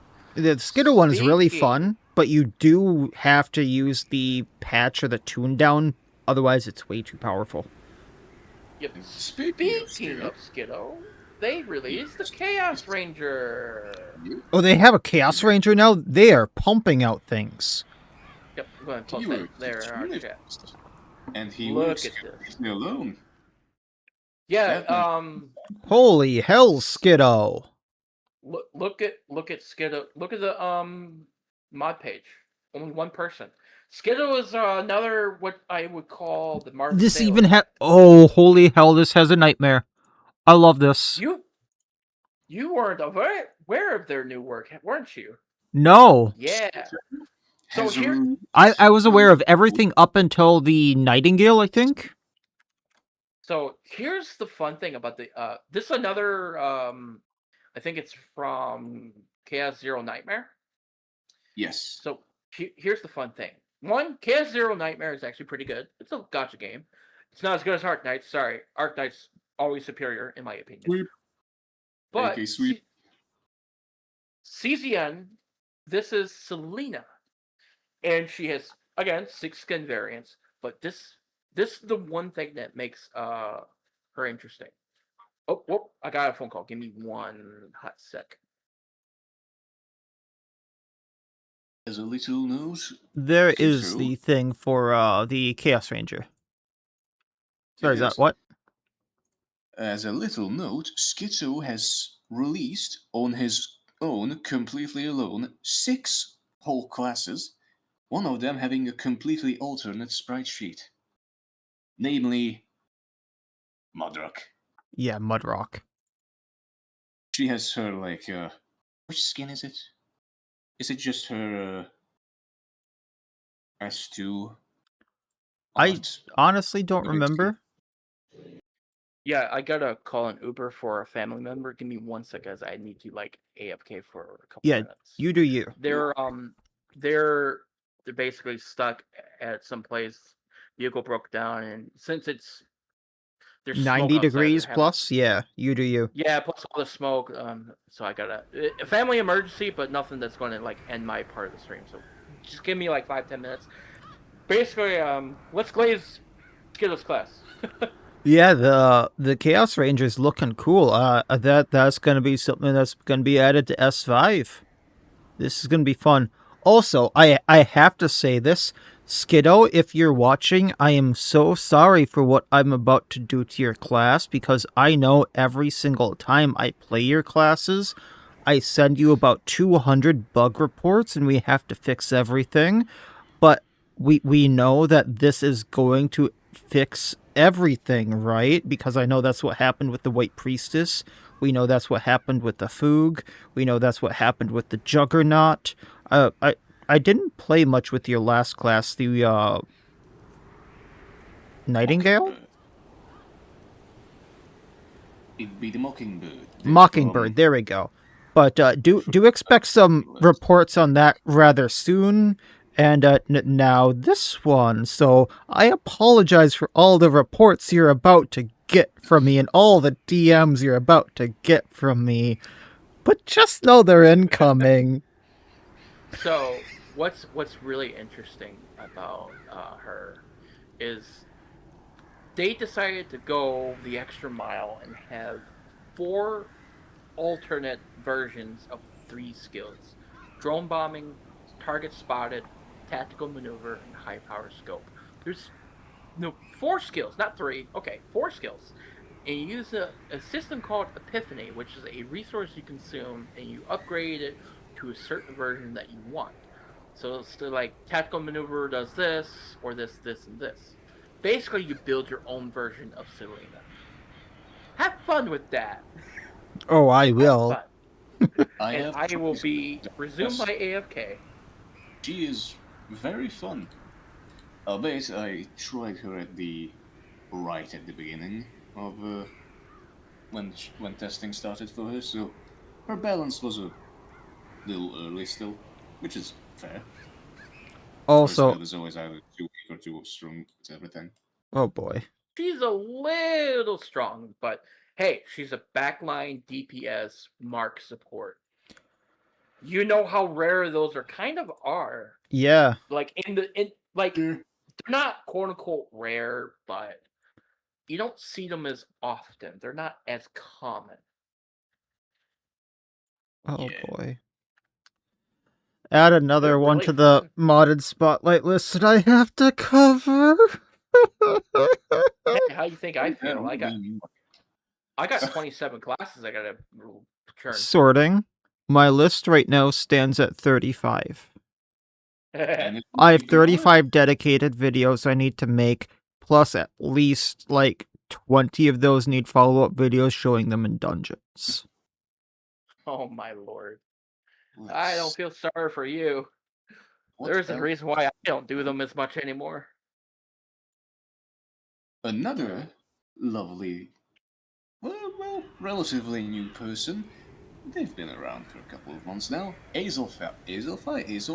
Azelfi, that's what I call them, Azelfi. I'm probably pronouncing that wrong and I apologize, but at this point, my Azel. Let's just go dyslexia, with I Azel. go with it. Okay. It's why I just go with Azel usually, but go at least name them fully once. They made so Azelfi. They have released so far one class, the Lodestar, which is a Mm-hmm. very nice, more vanilla aligned, I'd say. Yep. Nothing too batshit insane. This is not a negative thing though. He's a very fun class, Brutus the boy, and he has been making essentially Furious Dungeon 2. And he has made a new skin for, hang on, Multiple six heroes. of the six of the heroes now. We have a cat grave robber, a jackal jester, a harpy eagle musketeer, A a tiger cobra Hellion. shieldbreaker, a like a fucking what's that D&D race called again? Naga. A Naga shieldbreaker, basically, an owlman bounty hunter, and a tiger Hellion. Yes, Azel knows about the fucking is it the lioness sword paint trinket. Tiger's cooler. That's it. Slowly putting He's them up on screen here. he's also currently working on I think it's going to be a quest specific one, but a boss fight with two Big old dragon man. I can't wait dragon for Dragon. centaur people. I guess. I think they're brothers. They are cool as shit. Dragon looks so cool, I can't wait for it. I want to kill it. Alright, give me 1 sec. I'm almost back. I need to make a phone call to confirm that they're getting their ride and all that stuff. And almost done. Almost done. I'm still here. I got my headset on. I can hear you guys. I just can't talk. Alrighty. Let's see what else. Ah, yes. Gathan has returned. Oh. Yes, the Trapper's creator and the one who was doing the Instar. The Wield expansion, if you remember me talking about that, the one we thought lost has returned. His health is not as good as it used to be, from what I understand, and is the reason why he was gone. But he's doing Better. Not better. Yeah, let's call it that. yeah, not 100%, but Not good, but better. Let's see who else. Haster. Haster, sorry. Is Basically, they're two. not 100% back, but they got some people helping out with the ideas and concept. There's still the Instar or Instar Emergence is still going to happen, but they're waiting Meat on like modules. the modules. Yeah, it's a tale as old as time at this point. Many cool ideas, but waiting on quote unquote modules. I'm also throwing up the Instar spreadsheet on my side here. So these are all of Azelfi's skins on my side, and then after that I'll throw up Instar. Yep. Posting Yes. that here. Let's see. The crazy thing is he's got more sprite sheets than that. There's so much art for this. And then not only that, we have a fucking Cove expansion coming, guys. By someone that is already been around in the community, but on the Chinese side. Then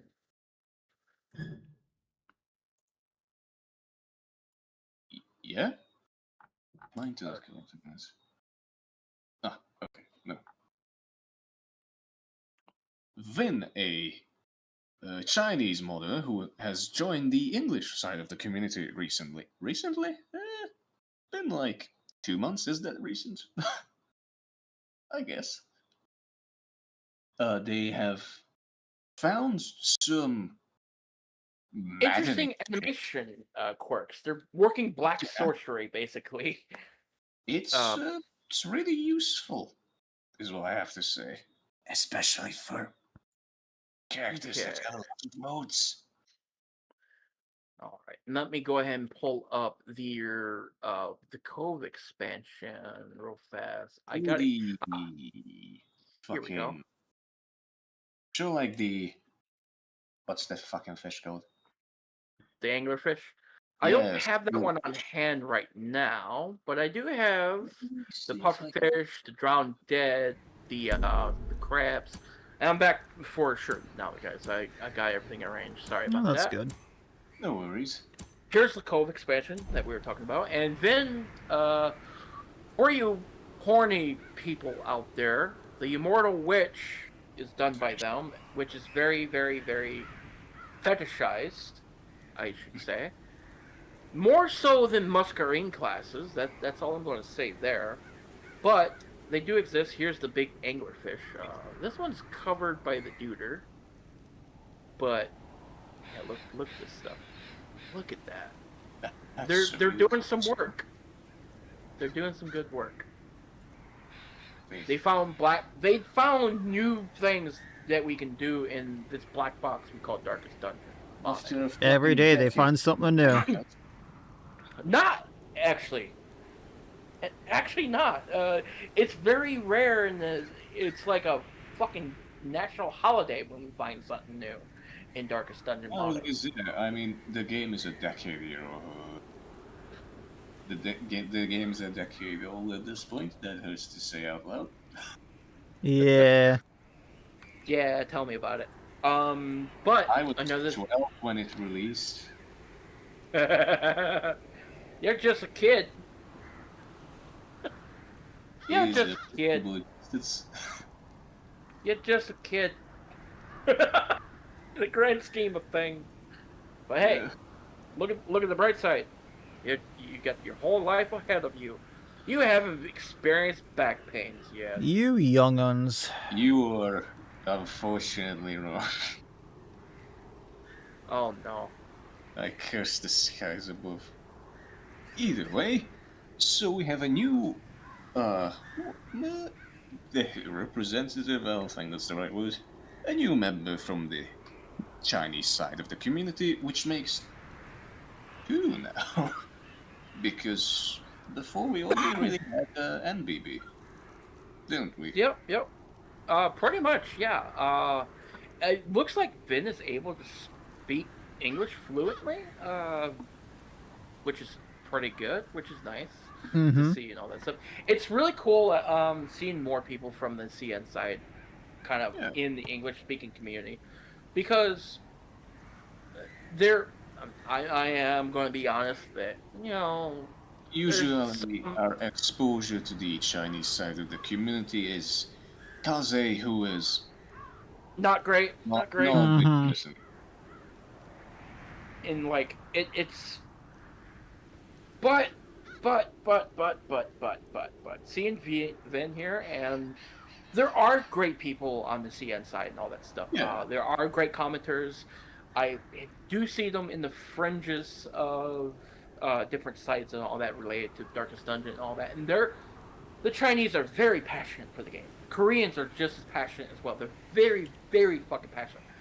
Their ideal of Darkest Dungeon differs from a lot of our ideals. They love hardcore content where they push it to the max and push everything to the limit. That's why a lot of the Kaze mods have weird balance. Ignoring my issues with Kaze as a person and all that stuff, that's why you see these kind of weird, just hyped up versions of mods out there. Is their view of how they enjoy the game is vastly different from ours, basically. Um, I you know remember what I mean? looking at, like, when I was getting into Darkest Dungeon, there was a Korean mod that basically was supposed to one-shot everything, but it had the flashiest skills. It looked Oh really yeah. fun, like the flashiest flashy sword skills. In But in the same. Oh, sorry, I don't mean to cut you off, but oh, and in the it same ballpark, yeah. we have another mod by Vin called the Defamed Knight, who, if you've seen that class, its balance is way off the fucking chart, but it's coming to a state near you as a fucking invader. Oh yeah, that's gonna be fun. It's going to be a boss now. The mini boss of all things. It's like, you know what? Sure, bring it. I'll fight it. I don't want to use the class, but I'll fight this bitch. I'll fight a Dark Souls 3 murky, sweaty, try-hard invader with the murky hand sight, chugging Estus canceling on my ass. So sure, I fought them for years in Dark Souls 3. I'll fight them again in Dark Dungeon. Are we allowed to show the Sorry. screenshots on that one? Yeah, I'm showing it right now. So, hang on. Let me pop it here. Oh, I have a screenshot of it. I just wasn't sure if we were allowed to share it. I got the art thing of it. I don't have like it in practice or anything like now. I was also kind of clicking through it because I still have the browser up. I have Dagon's class, but I'm just kind of cycling through the Cove expansion here. Nothing But per yeah, se, but speaking of Gaither returning, we have more returning people. First, oh, we have Haster. Haster? Sure. it's there. Yeah, you guys were talking about him when I was away. Mm-hmm. The Monster Girl pack, Like- if I remember correctly. I do not have any pictures of those on hand at the moment. I'm not sure it's safe to show pictures of them. They Ah, are. they're The new ones are. safe for work. They're They're safe for work. explicitly trying for them to be safe for work now. But yeah, Haster returns after, what, like 4 or 5 years? Christ on a stick? Pretty Just- much, yeah. Returns and here's a reskin of every vanilla anime. I think What? I have. Let me see. Sure, go. Why not? They want basically. They're in Russia, and due to sanctions, like I said, I don't want to get into the geopolitics, but I feel for my Russian viewers and all that The stuff. sanctions It, exist, it, gotta acknowledge them. it fucking sucks. Well, sanctions exist, but I'm not going to get myself in trouble with my government throwing payment to people in Russia. I'm sorry. I want to support more Russian people, but I can't. I'll get in trouble federally. You also It, can't. Like, the sites you could support them on just are now blocked Whoop, in one sec. Russia. So it's even if you want to and could, you are blocked from it because every site blocked in Russia at this point. Unfortunate. It is the way of things at the moment. But yes, a monster girl skin for literally every single goddamned enemy in Vanilla DD. That is That's huge. so much work. Let's see if I can find some of their stuff.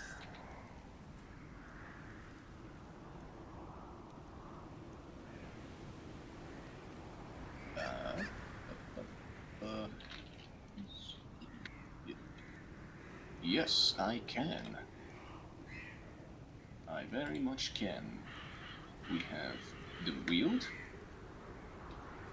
We have the ruins. Yeah, give me 1 sec, guys. I'm taking care of something real quick. No worries, getting screenshots in the meantime. We have Those the are some farmstead. messed up looking slimes. Yeah. But I also, love those the. are very safe for work looking. They all are. They're explicitly trying to be safe for work, and I fucking love the profit one. Like, goddamn, balance just slaps. I The assume we're talking about Zelsword? No, hey sir, just gathering screenshots. Or screenshots? What Here, has been let shown me off. put these up here quick. And yeah, hopefully the war ends soon because yeah, there are a lot of good content creators out there that, I mean, not even just in the darkest dungeon community, just creators that can't do anything right now. Yeah. Yeah, it sucks. There we go. There's Cove. I think this is safe for work. Let me double check. Don't show it on stream yet. Okay, I'm kind of jumping in and out of call because uh, their ride canceled, and yeah, sorry about this, guys. I didn't plan for this Reese? complication. Oh, we're Used to all the having sea. complications today. Don't worry about it. That siren is such a cool idea that she has a veil Oh with. yeah.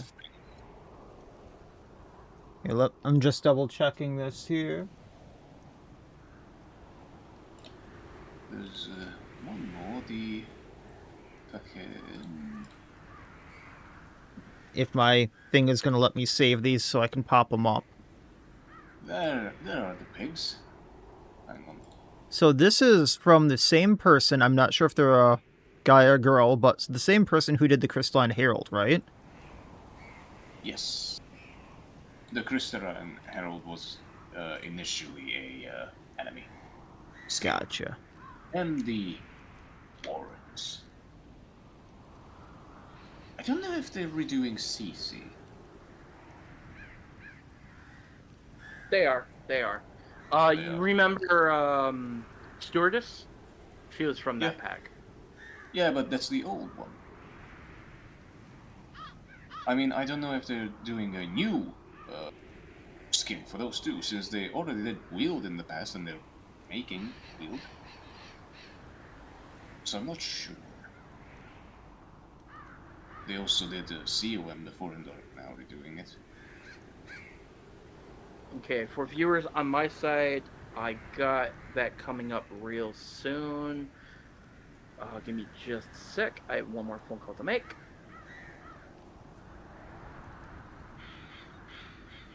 I see 17 and 20. Where's 18? There we go. I got it all set on my end. So I'm showing the farmstead one, which is Yeah, pretty these cool. are all the current ones. Monster Girls. Yeah, all of them are really cool, I think. Yeah.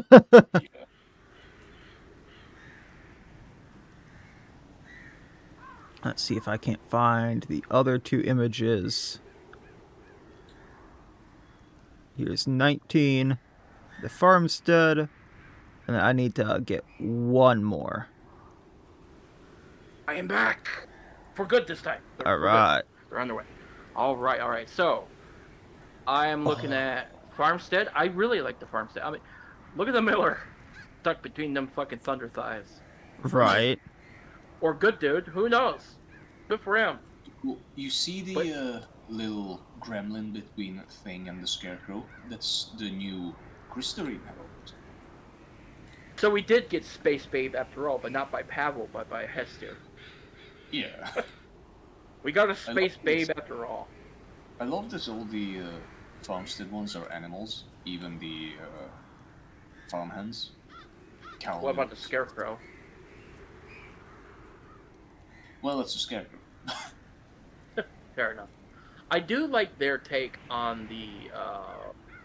I like the gremlin looking. I love the. What is it? The dude with the whip. I forget their name. I like that one the most of the farmstead enemies, stuff like that. Yeah. Wilbur looks so tiny. Then I got the wheeled one up. We could get different slime Well, enemies. The nucleus core in the head, I really like. It's creepy and stuff like that. yeah. Kind of want to And make then, several enemy skin mods compatible by turning them into enemies, but that would need getting permission for all skin makers. Yeah, which would be a little difficult. I mean, that'd just be talking to a lot of people, some of which might not be around anymore, would be the problem. yeah. But I love the Virago version of their. Yeah. Then here's the Cove. The Cove are just absolute gremlin motherfuckers. Yeah. Stuff like that. What Oh, every time I see modded versions of the jellyfish, I I really don't hope think. Tilted Hat's version of the jellyfish comes out just to spite Vaughn. Just saying, Tilted Hat, release it. Release the file. Do it. yep. I do like the Siren has a veil. I've heard one of y'all Yeah. mention that too. I I actually then- really like the Prophet. That's what I was going to say. She's my favorite. Like, that's I'm just... wondering- That box. I'm wondering when she does her reveal thing, it's gonna be titty, uncensored. Nah, I don't think so. I think it's going to be eyes everywhere. Let's see. And then we have here's the swine. Freaking Swine King. And then Tiny Swine King. Yeah. I like that version. Just Gremlin Swine King with bigger version of Swine King. What if that was the what if this Swine Queen is bigger than the Swine King and that's canon size Swine King? That's just tiny. That's just regular Swine King with the Swine Queen. That's my new headcanon now. And then you got the Flesh. The Flesh is positively just downright. Ooh. Oh yeah, I love the arm for the spine. Yeah, it's really good stuff. Swinetar is pretty cool too. I don't know. Excellent censorship with some of these too. Mm-hmm. Honestly, I like the Skeever. I would love the Skeever just a mod class, actually. Some of these would be great as a class. Yeah. The Swine Chopper with the fucking rocking that mohawk look and shit like that. Let's see. And then here are the Ruin enemies. I love that they turned the skeletons into zombies. That's pretty smart. And you have a Dolahan for the Bone Champion. Ulahan Centaur. Yeah. And then the Prophet is just literally biblically accurate angel. Yeah. And then Necro is, I mean, technically mostly the same. It's just a Yep. Fab Necro. It's some pretty good stuff. Pretty good stuff. Let's see. There's a lot of. Oh man. You guys want to talk about Dagon's project next? The Widow, or the Sorceress? Well, there's one more person to segue into. Since as them returning, Jello with Boulevard might return soon. Oh yeah. Oh yeah, They just yeah. That was on my brand list. new team to develop it. They're assembling the fucking Marvel Avengers of modders, basically. Again. Yeah, because Iris was doing a very large amount of Boulevard. And, Iris was the Spider-Man. Spider-Man gone. We gotta make up. Or no, the Iron Man. Iron Man did a lot. Now the Iron Man's missing. she was Need back. to- Oh, that works. That's DC though. Yeah, but The Justice League then. There you go. I'm better with DC. You know, There you go. he pays for everything for the Justice League. Mostly. Pretty much. Well, I Then guess who not is Justice League. Oh, whatever. the Hiss here Monster Girls? So cool, cute designs. Yeah. They are, Sharon. Indeed, that they are. But I don't have anything to show for Butcher Boulevard. Nothing that's new. I do, could but I can throw- show it.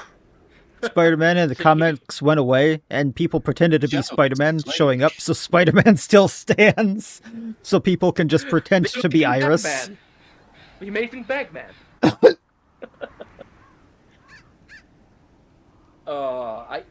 That was actually a thing in the comics.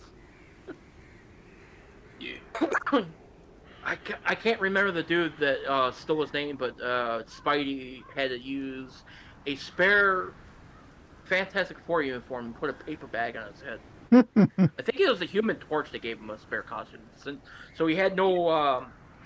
So he didn't have shoes, basically. Oh Yep. boy. Yeah, I think of the Fantastic Four, Spider-Man was closest with Human Torch, stuff like that. Oh man, I'm But- reminded of a really cool game for PlayStation 1, Spider-Man. For that game, the whole game was narrated by Stan Lee as well. That was such a good Spider-Man game. It was so good. It Sorry to was one of segue the- like that, but it was such a good game. But with Jello being there, how much of Butcher's Boulevard is actually salvageable? Because wasn't that thing, like, torched with a hurricane or something? that was Spider's Court. Oh, that was Spider's Court. Okay. I thought they were the same Yeah, thing. the region that turned into an overhaul because. Yeah, scope. It's like I don't understand people in scope creep sometimes. Like, I get they want to do as much as you can, but at the same time, is it really worth it in the end? You know, like you'll never release something if something happens to crap along the way. Mm-hmm. But hey, we've gone 2 hours and we're almost done with all our stuff. The only thing we haven't covered is the non-Darkest Dungeon stuff. We're going to poke some. DD stuff left. There We you have go. 2 fucking classes. My Yep. boy. What is it doing? Yep. Let me go ahead and pull this up. So we have the Widow. While he's still testing for Sorceress. While he's still testing for Sorceress, Yeah, this Just last make- looks insane. look at it. Now, aesthetically, not my kind of thing. Funny enough, I'm not really big into the Femme Fatale. At least not this era of Femme Fatale. But Really? I can respect it. I thought it'd be your thing. Yeah. No, not really. I have very particular tastes. Like, I like it, don't get me wrong. I really do. But, I don't know. I like, when it comes to the Femme Fatale type of aesthetic, I think more of a gender swap of James Bond type of deal. Mm. Not, that's the kind, because I like, sleek black pencil skirt. That type of fucking look. War, like, Cold War era type shit. That kind of stuff. That's the kind of look of the Femme Fatale I really like. Just throwing that out there. I do have my preferences. But it's a very hyper-specific preference when it comes to that. I do admit. But this is a really good design by the guy. Oh, yeah. Really cool. I do love the crucifix. Well, not crucifix. The crucifix has the dude hanging from. I like the cross hanging from their break-action musket. With Yeah. the axe on the thing. I do love the weapon choice. Motherfucker is just rocking the Romero hatchet build here. Sorry, Hunt Showdown reference. It is Yeah, going to like be an it, interesting class to play, that's for sure. I am slightly tilted over not shouldering the gun right here in the last sprite. I'm a little bit tilted of that, but then again, she doesn't tilt or shoulder the gun at all. Only in a dynamic action sequence where she's jumping backwards, she shoulders it. Yeah. It's funny. It's funny.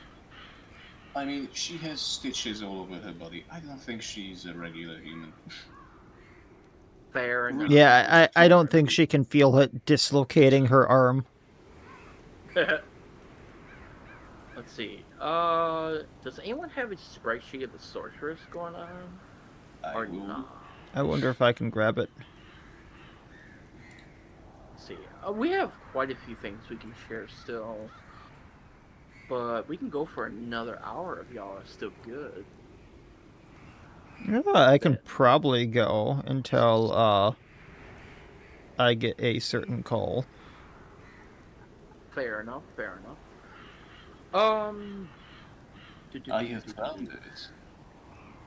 We also have the Root Clash by Pavel, which is God, what's that game?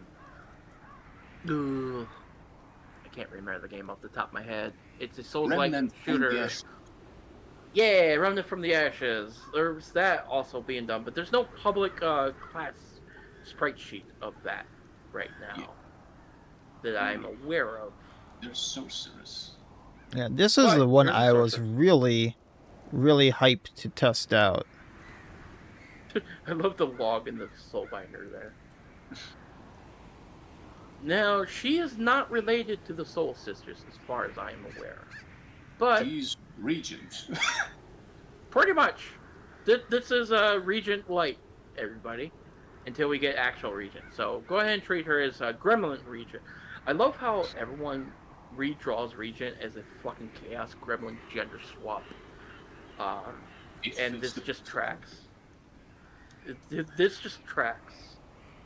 I love how she just literally just has the Infinity Gauntlet. Just has the Infinity Gauntlet. That's not a replication. No, that's just literally the Infinity Gauntlet without the stones. Yep. That's all it is. Dagon really, really, really loves their pop culture references in their classes. You can tell. But I will say this class is up my aesthetic. My favorite skill is right there by the multi arms. That ass shot though. Just saying. That ass shot. I have to admit, it's great. It's great. This is a totally safe for work stream, ladies and gentlemen. Definitely invite your kids to watch this. And remember, kids, do drugs, not school. There you go. Life advice from Zahara, the Sorting Helmet. And demonetized. I don't think we'll get demonetized for that this late in the video. Hopefully not. You never know with YouTube.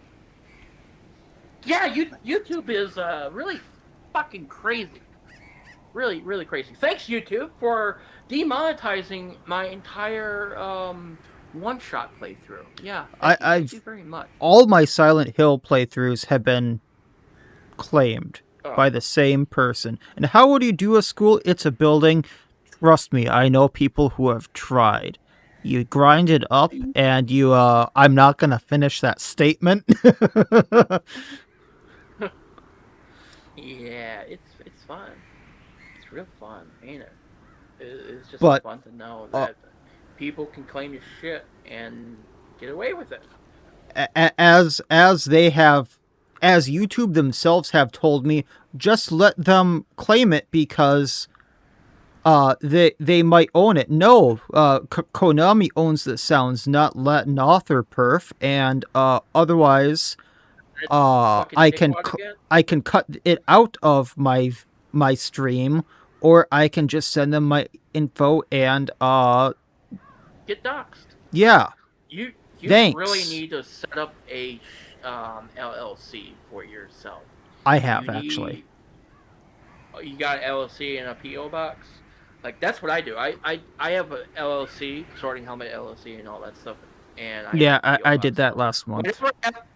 Whenever I have to fucking kick someone in the nuts with a DMCA, I can go. No, I'm over here. Way the fuck.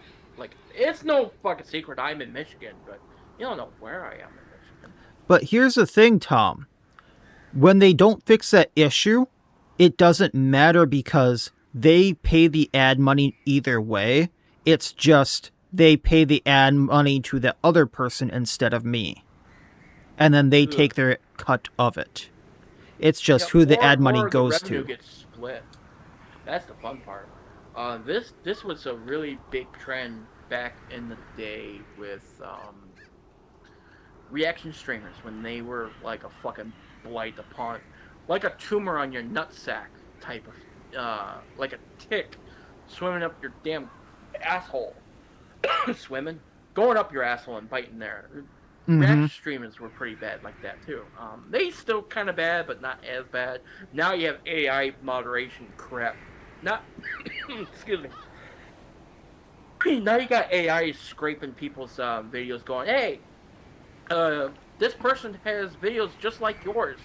We think it's doing this and that, and it claims them for you. It You claims them become before the your video goes live. oh That's how man, bad it and is. I'm dying. Damn, sorry about that.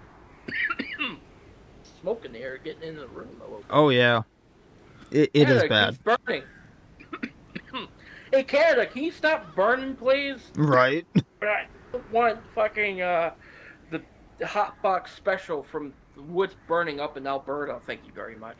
Damn, I get enough of that being in Detroit. Fucking Zug Island is more polluted than anywhere else in this fucking part of the country. Ugh. Damn, shit. Speaking of, Oh, but this was my second channel situation. They won't let me upload my cut vid streams to my second channel, Tom, because it's even if I'm cutting over an hour out of my streams, over 2 hours out of my streams, it's too like the first stream. Cutting 2 hours out of a 5 hour stream. god damn. Right. And here everyone else is going, but if you only change 10%, that's enough and getting away with it. Meanwhile, I'm cutting 2 hours. That's what? 40%? Oh, thank you for the stream. Thank you for the subscribe timing. Oh, here you go. Here you go. I return. Speaking of Slay Aspire 2, real quick, just to do a small little, not segue, but just kind of like, Awkward Headache and Void Slime are doing modded class decks for that over there. So more overlap for Slay Aspire and Darkest Dungeon. Yep. We have some dudes rolling in over there as well. They're doing some fun stuff.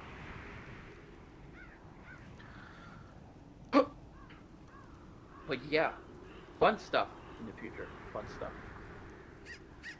Another thing I wanted to talk about, as much as I want to rant about. Also, welcome back, Zod. Sorry, I kind of like I said, I don't do transitional material, and I have an ADHD brain that goes I just pick a thing, and go, ooh, a piece of candy, ooh, a piece of candy. You know, verbal version of that. I just go, but I wanted to dive into something real quick, and it kind of affects Darkest Dungeon, and it kind of doesn't affect Darkest Dungeon. Have you guys been seeing some of the fucking massive layoffs by the triple F companies? Oh, yeah. Excuse me, triple A, but you know, triple F, Yep. fucking fart cloud. How much did Xbox lay off? 5,000. Wow. 5. I mean, that's horrible for the employees. I feel bad for them, but at the same time, also Xbox is losing. Fucked. It's fucked. Sony ain't much better. They're just cutting out physical games entirely. I mean, that's why I never bought the PS5. To be honest, the only reason I wanted to buy a PS5 was Demon's Souls, and I never found a reason after that to buy a PS5. Just emulate. But also, as a note on the mind-numbingly stupid decision that Sony made, they did not tell anyone. Like, they didn't tell their partners, or publishers, or anyone. That is the worst fucking thing you could do. What the fuck? Who chose that CEO? Yeah, the gaming industry. If you're a AAA company and you're not Valve, you know Valve. Okay, here's what's happening. They're giving more gas to Valve. That's all there is. No. Let me finish. Here's what's happening. Valve is 300 employees. They stayed 300 employees. all this time. They have not changed. What is happening is you have small teams where the, the coders and the developers are young and the ideas are fresh and they make great shit. Look at Blizzard. Blizzard has made some great shit. What happens is they see the money, they go, we're going to keep expanding. And we're going to expand. And when the OG people start to age out, you have you have the fishbowl effect. And the fishbowl is now left alone and it's starting to rot. It is a husk of its former self. It's just slowly starting to go. Look at Blizzard nowadays. A Yep. lot of the original people gone. Poof. Just now, Bethesda is trying to do this, bring back some of the older talent, but these guys are fossils at this point in time. You have Tim Kaine, fuck Chris Avalon. Chris Avalon is a piece of shit. I don't want to see him on another project again. Yes, they did a lot of shit for older games, but Chris Avalon is a piece of shit. I don't want to see Chris Avalon ever again. But Tim Kaine, the original writer for Fallout, they're doing a new Fallout game. I have small reservations for this. Like, yeah, it could be good with the original talent, but I don't know. I don't think I have a point here, but that's just the trend I've noticed where you have these companies growing so big and they're collapsing in on themselves now. Now we're starting to see the collapse. The people leaving and aging out and all that stuff. There's also another thing where, for example, let's go back to Blizzard. We have a good example of Overwatch. Launched really well. Went on really well for... When did they try to release Overwatch 2 again? Was it 22? 22, 23, somewhere around there. And then they forced everyone to go over to 2, didn't they? Yeah. Now they're going back to 1. They went on really well until 2 released. And then the thing that happened with 2 was that the original director actually wanted to do it. Huh. And then corporate said, no, you're going to make more skins and new heroes instead. And then the director left. I wish the corporal suits get their... No, I can't say that. That's the thing. You get the day you deserve. Get the day you deserve. There you go. That's how I'll say it.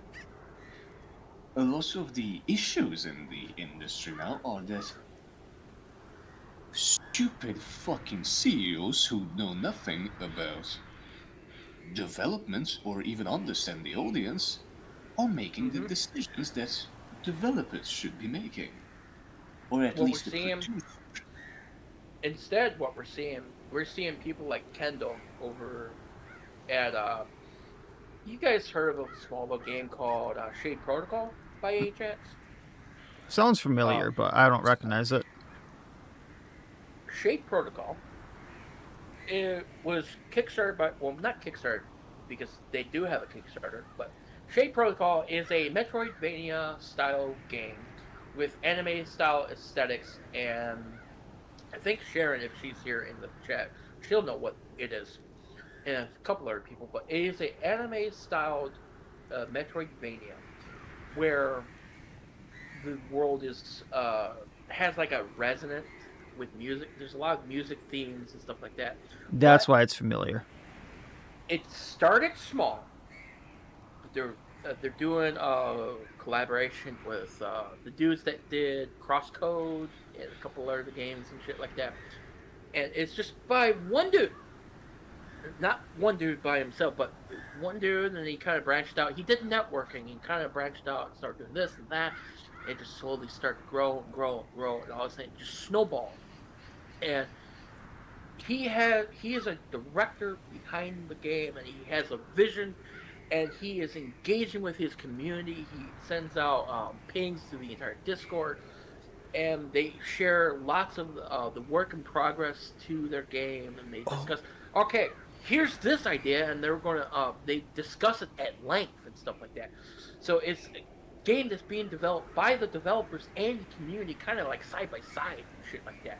They're doing like it's like seeing a Darkest Dungeon mod being created by a community, but it's a game. And now they have a Kickstarter and they got lots of funding for it. And here's the even bigger thing. Um, they cut a deal with an animation studio that wanted to kind of go away from doing anime and stuff like that, and they want to do like high end animation quality. So they come with a deal. It's like, look, we don't really have a. We did stuff before, but we don't really have a portfolio to show you. So how about we offer you offer you this animation quality? And they were like, okay, we're going to do this. And I'm sorry I don't have any videos to show about this. You guys can look it up. There's several interviews that Shade Protocol have done. But what they did is they had like a 6-second video. And I think the director, Kendall, he goes by, he had a couple of issues he pointed out, this, and this. So what this animation studio did, they extended the fucking cinematography or the animation by 6 seconds, doubled it. If you know anything about game development and animation, you know that adding double the animation That is huge. insane, and they did it for free, because the amount of trust that this animation studio and this developer and all that stuff, the amount of charisma that this guy Kendall has is just bleeds out, and everyone loves him and all that stuff, and he's a good guy and all that shit. He came from a military background. He used to do like logistics and stuff like that, from my limited understanding of him. And he said, you know what, fuck it, I'm just going to like if I'm going to make this game, whether it breaks my bank or not, I'm just going to do it. And he just chased his dream and he's doing it. And now he has a big Kickstarter. It's like one of the bigger indie games out there right now. And why I'm talking about Shade Protocol at length here is, and why I'm kind of like pointing out that the triple F industry is fucking imploding. We have an indie game renaissance happening. Like, there's so many indie games out there. I mean, look at Mina the Hollower, Balatro, Silk Song. Indie games are the fucking future, in all honesty. Like, they're going to be the future, to be freaking honest. And I'm glad that AAA games are dying, but an unfortunate side effect. You know the meme where The Simpsons, you see the dudes betting on monkey fights and shit like that, Yep. where the monkeys have the knives. PC players are the dudes standing around the monkeys, and the two consoles, Xbox and all that, are the monkeys fighting with the knives. That's the situation here. The death of the console, unfortunately. And then you have Switch 2 off in the corner doing whatever the fuck Switch 2 is doing. Also, fuck you, Nintendo. I'm glad Pocket Pair's kicking you in the balls. Thank you.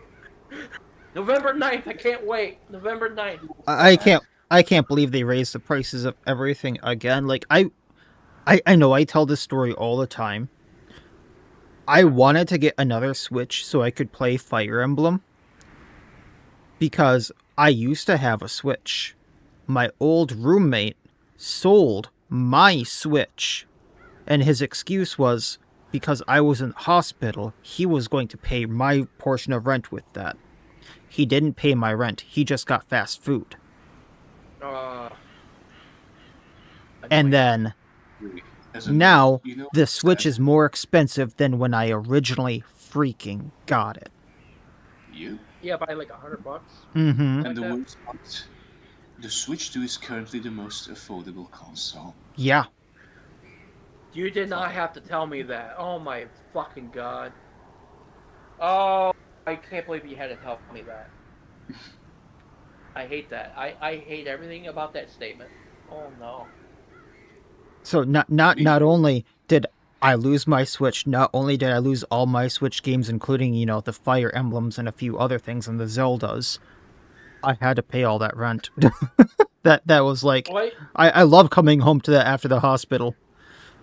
Hey guys, if this is not an avocation to fucking jump into emulation, I don't know what is. Mm-hmm.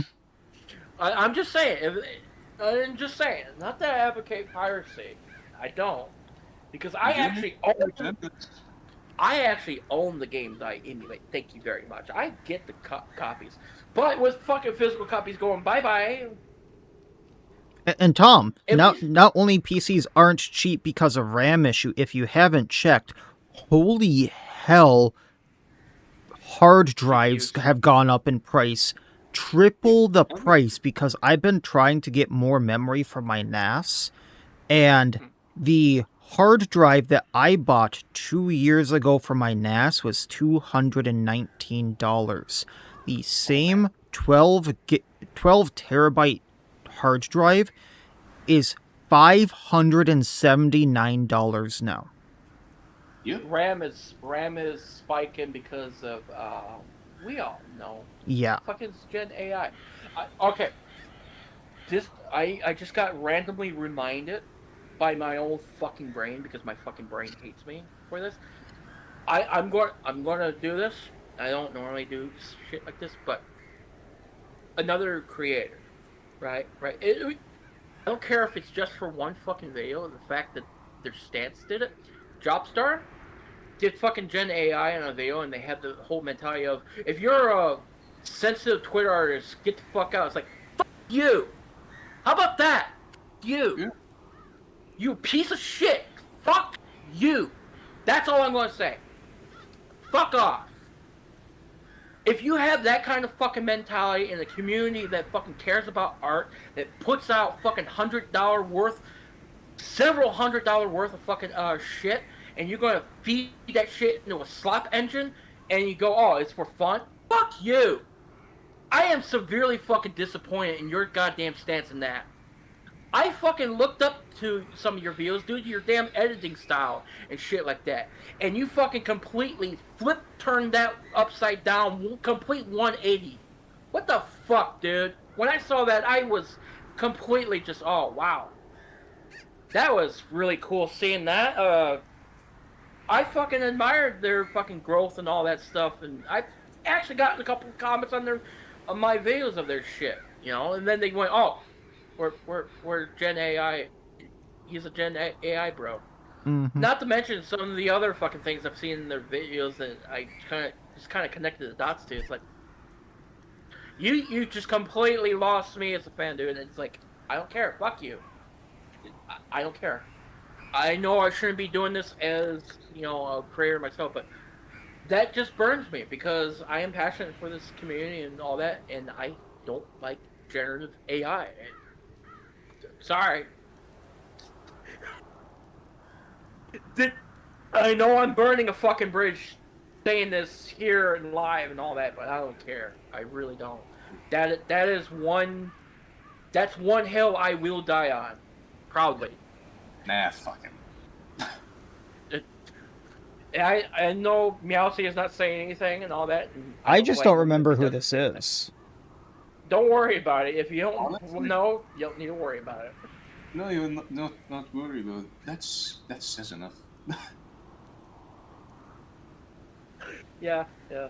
Not worth It's remembering. like, and it sucks because they had a couple people that liked their stuff in our community, and since they disclosed, oh, we're doing this, they just lost a lot of fans. It's not just me they lost. They lost a lot of regulars in the official servers and friend servers and shit like that. They're probably getting all the chuds going, yeah, yeah, yeah. They're showing up. It's like, okay, whatever. I don't care to that audience anyway. Sorry, I just had a vent. It's not a stress cast unless we shit on something, right? Every stress cast we've done that. There's gotta be some stress. So this is that moment, I guess. But fuck me, man. It's like, and I'm not showing a good example because I don't think creators should be calling out other people and all that stuff. But man, man, I don't like it. Very stressed cast. Oh, I'm actually having a good day because today's actually my mother's birthday and all that stuff. I'm going to be celebrating that after this cast and all that stuff. I'm going to be making Philly cheesesteaks tonight. stuff. So it's gonna be really cool. Deviled eggs and crap like that. I got a whole thing. I got stuff thawing out and everything. I got a whole setup. It's gonna be a great afternoon. But yeah, it's been a pretty good podcast so far, ladies and gentlemen. Yeah. But are we ending here, or are we still good to keep going? Because I got a lot in me myself. I got a bit in me yet. Let's Sure. see. Wait. There's a couple other mods we haven't talked about. The Oh, kobold. yes. The Oh yeah, kobold. Kobold is back on the menu, boys. The kobold. So I want to reiterate this that the problem with Kobold was that they hit a little bit of a what was it like a Art block, I think. art block, and then move the main modder behind it got a little bit of like school things like that going, and then life happened, so that was why there was a huge delay in it, and now they're hitting the ground absolutely running on Kobold. The Windstrider, for those of you who know that name, they were in my Arduous estate. Yeah. They Arduous is, or Windstrider is really cool. Yeah, they within the past week. Holy hell! Let me bring this up. Um, A move does unhinged amounts of work in a breakneck speed. when they get moving, they get moving. So, And what they break. need, yeah, are trinkets, hero skills. They're gonna rework a few things. They need they're gonna rework a few of the um, I can't think of the name, the thing for the camp skills, the clicky things. Icons? Icons, there we go. And then they're redoing a few Dagon did strings. those. I think Dagon helped with the skill icons. But pretty much everything is almost done. They're just getting some feedback now, and I think that's it now, right? Pretty much last round of, hey, we're gonna go right into it.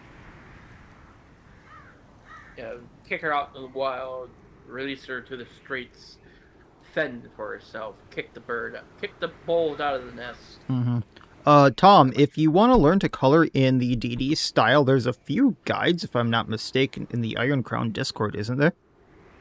Oh man, you want art advice?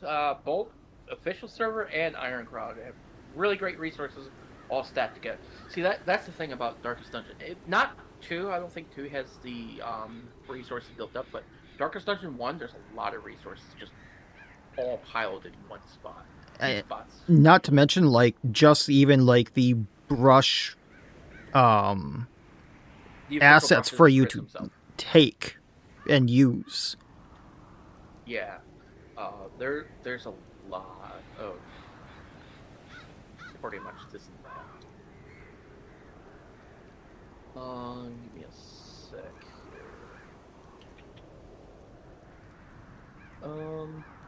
But yeah, just in terms of art, we have a lot of people in the art side of the community that are like really good at giving advice. You have Pavel, you have Lone. Lone's very good. Pavel's really good at giving art.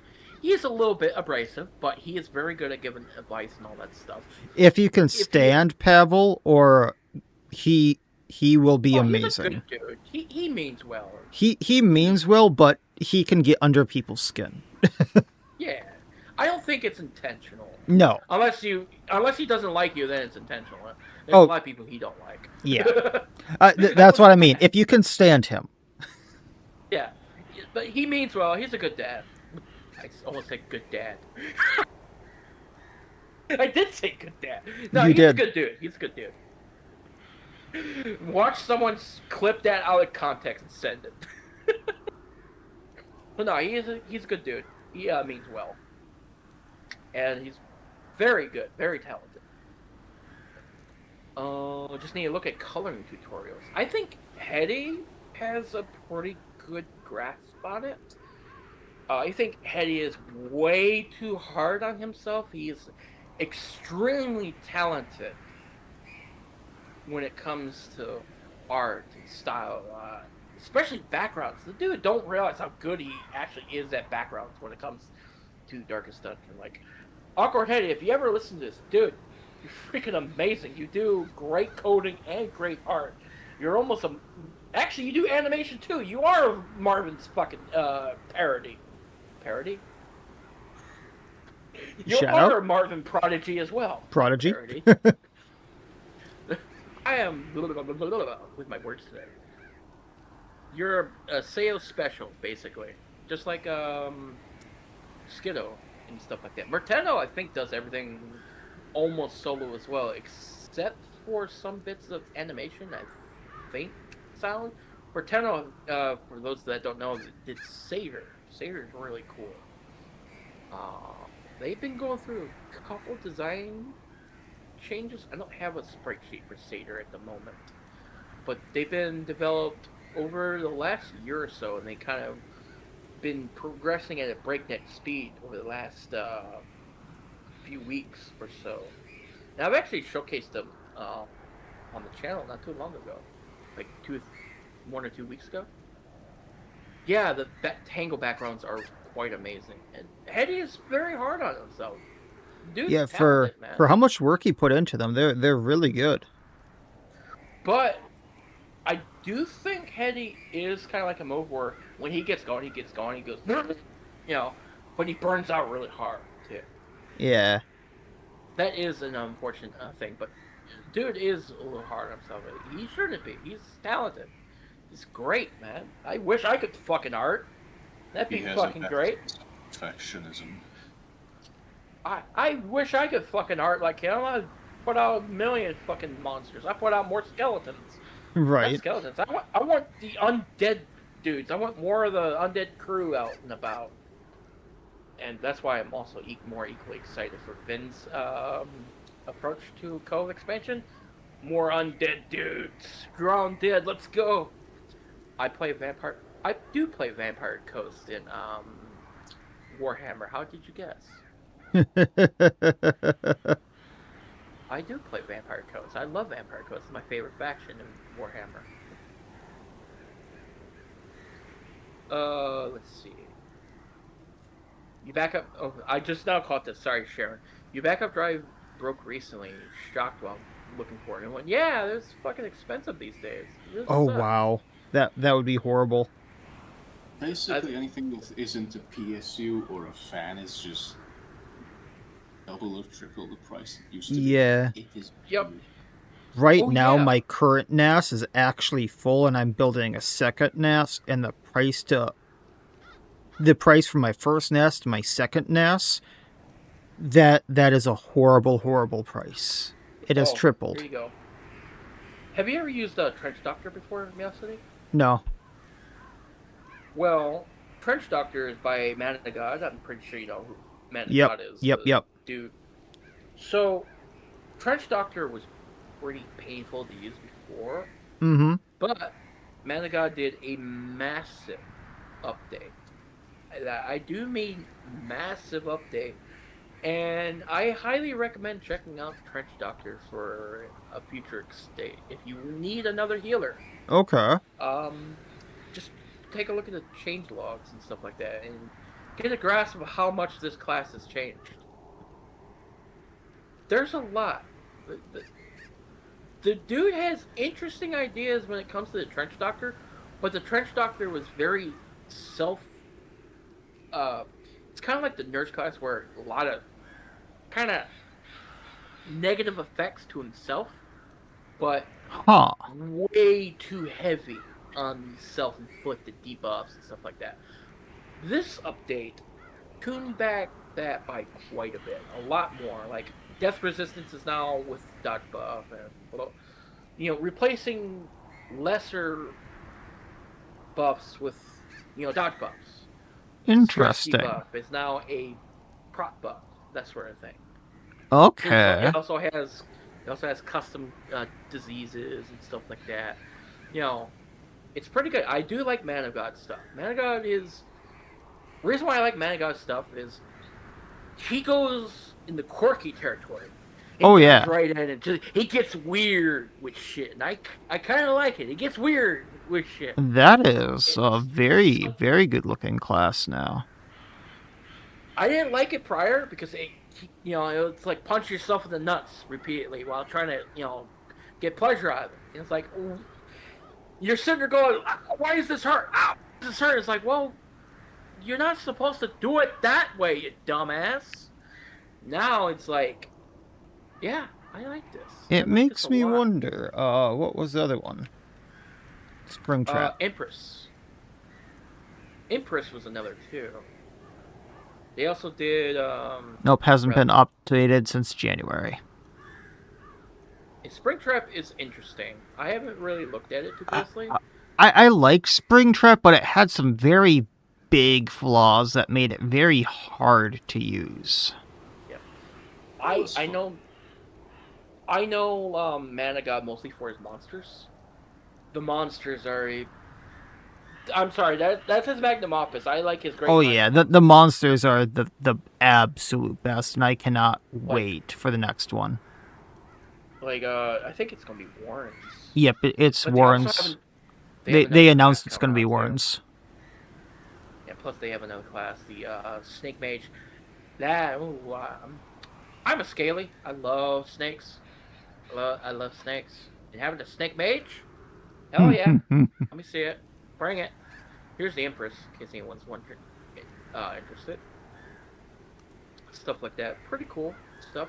Now, Empress is on the kind of weaker side when it comes to classes, but she's still pretty fun. For obvious reasons. Plus, Cuppy!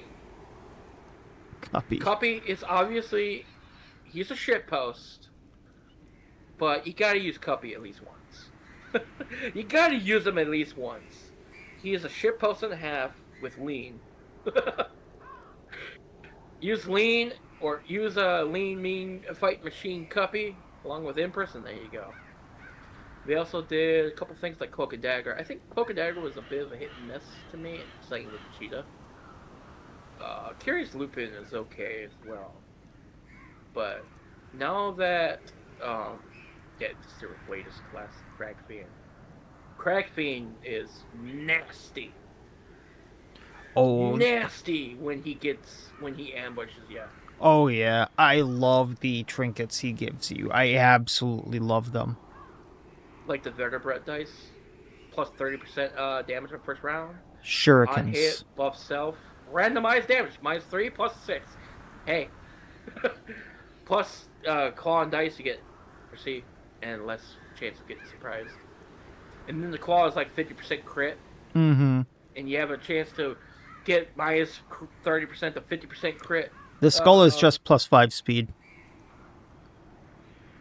5 Yeah, speed. it's some nice stuff. Nice stuff indeed. Plus, I love the fake out that the Crag Fiend did, where the Crag Fiend looks like it's about to die, and then phase 2, motherfucker. Yeah. Dark Souls. That was amazing. Now, oh, I have to find the screenshot back. I have to. Because I thought I had won with level 1 heroes. I thought I had won with level 1 heroes, and then he did that.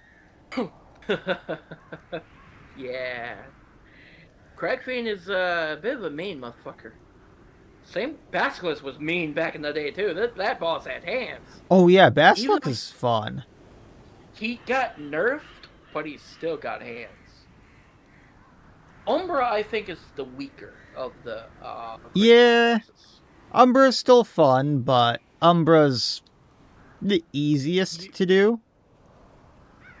I think Umbra is the sickest design because I love fucking incomprehensible fucking horror from the deep type of vibe enemies.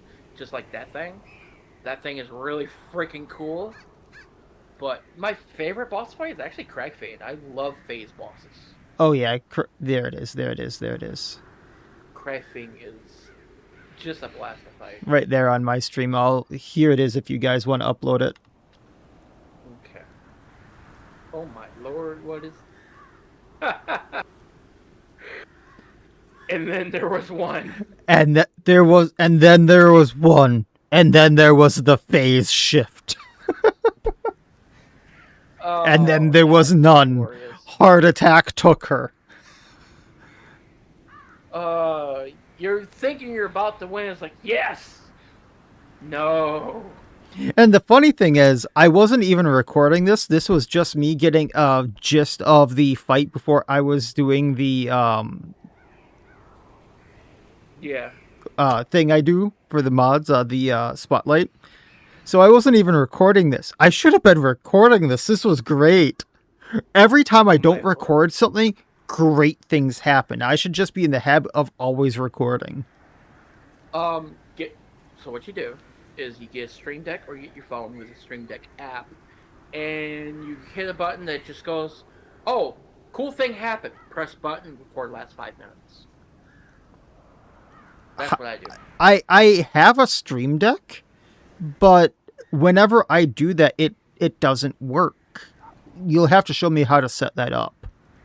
Okay, because I I have I have one I have my phone here on the side.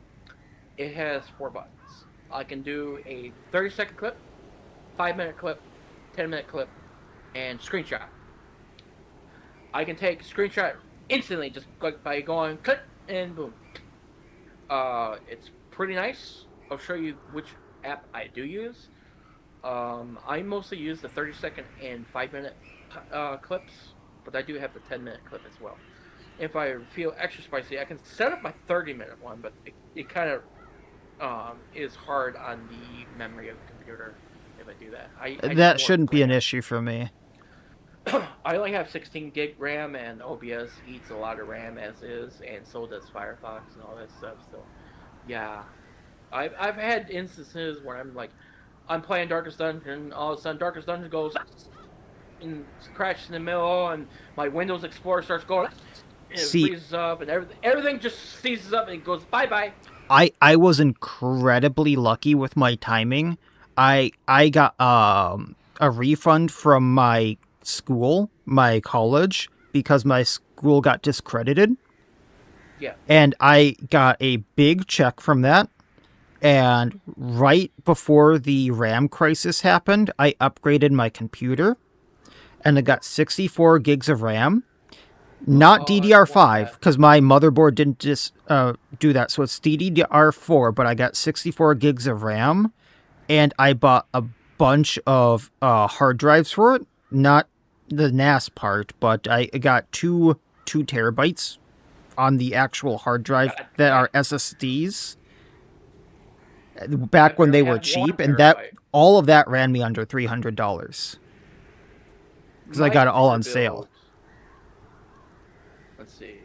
Uh, my computer build. I went and did. I built mine around just before COVID was about ready to swing its big ugly mallet around. Go, hey That's what I motherfucker! originally did. It's like, hey motherfucker, we're coming in. We're gonna shut you guys down for about 3 4 years. So I think my entire build. I got a 1060 Super, something like that. No, 20 cent. I don't remember off the top of my fucking head. But I got I just got the whole computer set up, and I still have the original computer, sans monitor, and keyboard. Keyboard got broken in half for reasons I'll talk about in the future, another day. Monitor just took a shit. $300 fucking monitor just went. I'm just going to not work anymore. Just went stop. But sans monitor and keyboard, whole build was like $1,200. Uh, Mid range at the time GPU still holds up today. Actually, I can play games like Resident Evil Requiem with 60 FPS, blah, blah, blah, blah, sort of deal. But pretty good case. It's very well ventilated. It's got some good shit going on there. Yeah, it's pretty nice. About $1,200 altogether. And then you add the monitor and the keyboard. That adds another 300 for the monitor. My chair, about 250 because I got a really good deal on a Herman Miller chair. Ooh, For like 200 ish bucks or so when they're normally like way more than that. aren't So it's some pretty good. Herman Millers like over 1,000? Yeah, yeah. I bought one at a second. I bought one at a secondhand store for like 220 some dollars or whatever. And the only use it got out that people got out of it was they sat on it once to. That's it. They sat in it once, and it was put in a back of a restaurant in the office. Oh And wow. no one said it but the manager. No one said it when, and it was from a restaurant that just closed down. It got sold to this place, and I got it. It's like, oh, cool. these go for fucking thousands of dollars. I'm like, sure, I'll fucking buy this. Is this $200 worth it for a fucking chair? It's like when you sit down and record for 8 hours a day. Yeah, it's fucking worth it. I mean, the most expensive thing other than my actual computer is my chair, and if we're going part by part, the computer's or my chair's more expensive than any part I have. So I It's cannot like trust. the computer is a lot, or the chair is a very important part of your damn computer because you're becoming human shrimp. You might as well become human shrimp with benefits at that point, you know? yep. I was also looking for a chair, and Mia recommended me the one he uses. Jesus Christ on a stick. Yep. It was, in my currency, over 200,000 for a fucking chair. Yeah, I'm not sure I've ever shared which one I have, but I go ahead, Zot. It was just like, that's around $500, I think. Yeah, the one I have is when I bought it, it was on sale for $750, I think. That's It still pretty good. it went Depending on for the chair, it is. $1,500, and it has since raised in price. $87. I have a Steel Series, or no, I have a. Is it a Steel Steel Series is Series? good. Steel Series Series is good. Jester, yeah. Steel Series is good. Steel Series If I is very good. remember right, it was 250,000, and that's $787 Like for a chair. I'll shit on fucking gamer quote unquote TM chairs any day of the week, but there are certain gamer chairs that are fucking worth the hype, and they're the ones. They're the reason why fucking knockoffs are hyped up in the first place, Mm-hmm. because the original fucking types that are actually worth a damn are actually worth that hype. It makes sense. Then like I said, I'm talking all over the place today. I can English, I swear. But yeah, Herman Miller, good stuff. Herman Miller. I've sat in those. They Steel Series. good. Steel Series. I love this chair. I could fall asleep in this chair. I have fallen asleep in this chair. I wish I could fall asleep in my chair. My back goes when I do. My neck goes because this only goes up to my shoulder blades. Dude. Well, that's fine. I got a nice fucking memory foam bed that cost me like $500. Fucking Sleep Number. Oh, the best goddamn sleep you'll ever fucking have. That's something I need to invest in next. Is a better bed because holy hell. Hey, a bed is multi. Lay down in mine because for the last 2 weeks I have been sleeping in my chair. My spine is unhappy with it. You're gonna have scoliosis at this point, dude. Mm-hmm. You say this as if I hadn't already. Goodness. It's- Hey, a bed is What?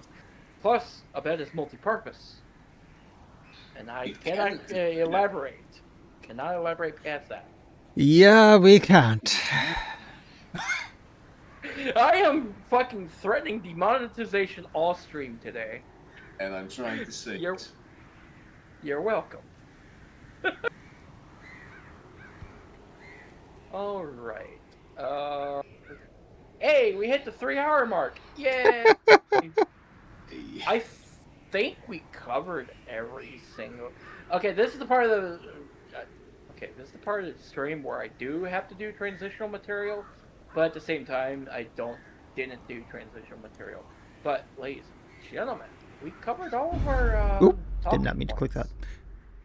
Yeah. Other than we covered the Quietus, Gathen's Phoenix Rising Return. We mentioned the request. We can't show it. The Kofix mentioned by Vin. We mentioned Vin being CN Martyr, Hester's Swan Song, the Return of Jello and Butcher Boulevard, in their In time, you Marvel will know Avengers the and Mars. tragic. Let's We see. didn't talk about BR, but there's no news. No new news. Just VR supposed 1.0 is coming. It'll come I'm out when going it to comes play out it. at this point. Yeah, lots of I'll news play that it. it's this year. Can still happen. Who knows when? Let's Beyond see. that, cool. Yep, we talked about the Spire region. We talked about the Necrobinder. Oh, we'll talk about it in another podcast when things are a little bit more developed and shit like that. I was going to say, what's the mechanics behind Necrobinder and stuff like that, but Plus, it's pretty simple. actually, I am curious. How does she work? Because you can't really do summons without like breaking the game. Correct, and it's not summons. So I will give you the general rundown. She has one, two, three, four decks similar to what Defect will have. Not going to look similar, Is just she going Doom build or something? so. How it works is that she has two skills that are Osti based, and then two Doom skills. Yeah. Two what's the what's that keyword? Two ethereal cards, and let's see, and two well energy cards, I guess. And for those on my stream, I pulled up the sketches again. The last with the skeleton and the scythe in the hand, that's Necrobinder. Yes. Stuff like So that. the base gameplay is that you always have access to the Osti skills, and then Yeah. two more from another deck, which you can switch between freely. Well, not freely, they happen in an order, but you just have a mode swap skill, which is switch decks. Yeah, yeah. And then for the Doom deck, you have End of Days and Shroud. Mm. I'm not And End familiar of with Shroud. Days is going to be very funny. Oh, Shroud is a power. When you apply Doom, gain 3 block, 4 if upgraded. Okay. Right. Okay. Okay. End of Days is going to be hilarious. Actually, let me show you a very funny trinket. The the fucking Color of Madness trinket. It's a meme, I admit. That's fine. But like you will understand why. You want Hey, Doom? Well, then how's it going, Wolfie? Kind of on the arriving at the very tail end of the podcast at the moment. I think you we're want Doom? You get Doom. Literal Doom. okay. Huh. I gotta share this. I gotta share it. I gotta share it. Hang on. Oh yeah, that's great. If you're going to grind that much, have fun. That apply an A dot on non-lethal attack itself by his 15. 10% die. That is Chance great. to die increases by 10%. Jesus. After 10 turns, it's a guaranteed kill. If the fight goes on for 10 turns, you're doing something very wrong. Yes. Okay, he managed to make Doom work after all. Silly It's idea indeed. just for this trinket, and again, it's a meme. It costs 666 shards. That is amazing. I love how I love even the cost is a meme or number of the beast. Oh. Not even that, actually, because, for example, with Defect, a lot of skills have bit numbers, like 8-bit, 16-bit, 32, 64, etc. Necro has a lot of quote-unquote evil numbers. You gotta have 666, 13, I think 7 was an evil one as well. I don't remember. But for example, Oblivion has plus 13 crit per missing target HP. 20% target HP. Pardon if I kind of go a little silent. Some stuff kind of popped up on modding No side. worries. Not modding as in game modding, but Moderation. yeah, yeah. There's some beef going on. Of course. Today's my day off, so as soon as this stream is over with, I'm heading down to the market, getting some fucking deli to make And my for the dinner. also, yeah, I'll also show something for Regent. So they're going to look more similar to Silent and Ironclad, but it's just two decks. You have a mode swap skill, Yeah. and you always have the sword. It's just there, the big fuck of sword. Oh, Wolfie mentioned because that one class has a chance to insta kill a basic attack wasn't enough. Items, I believe.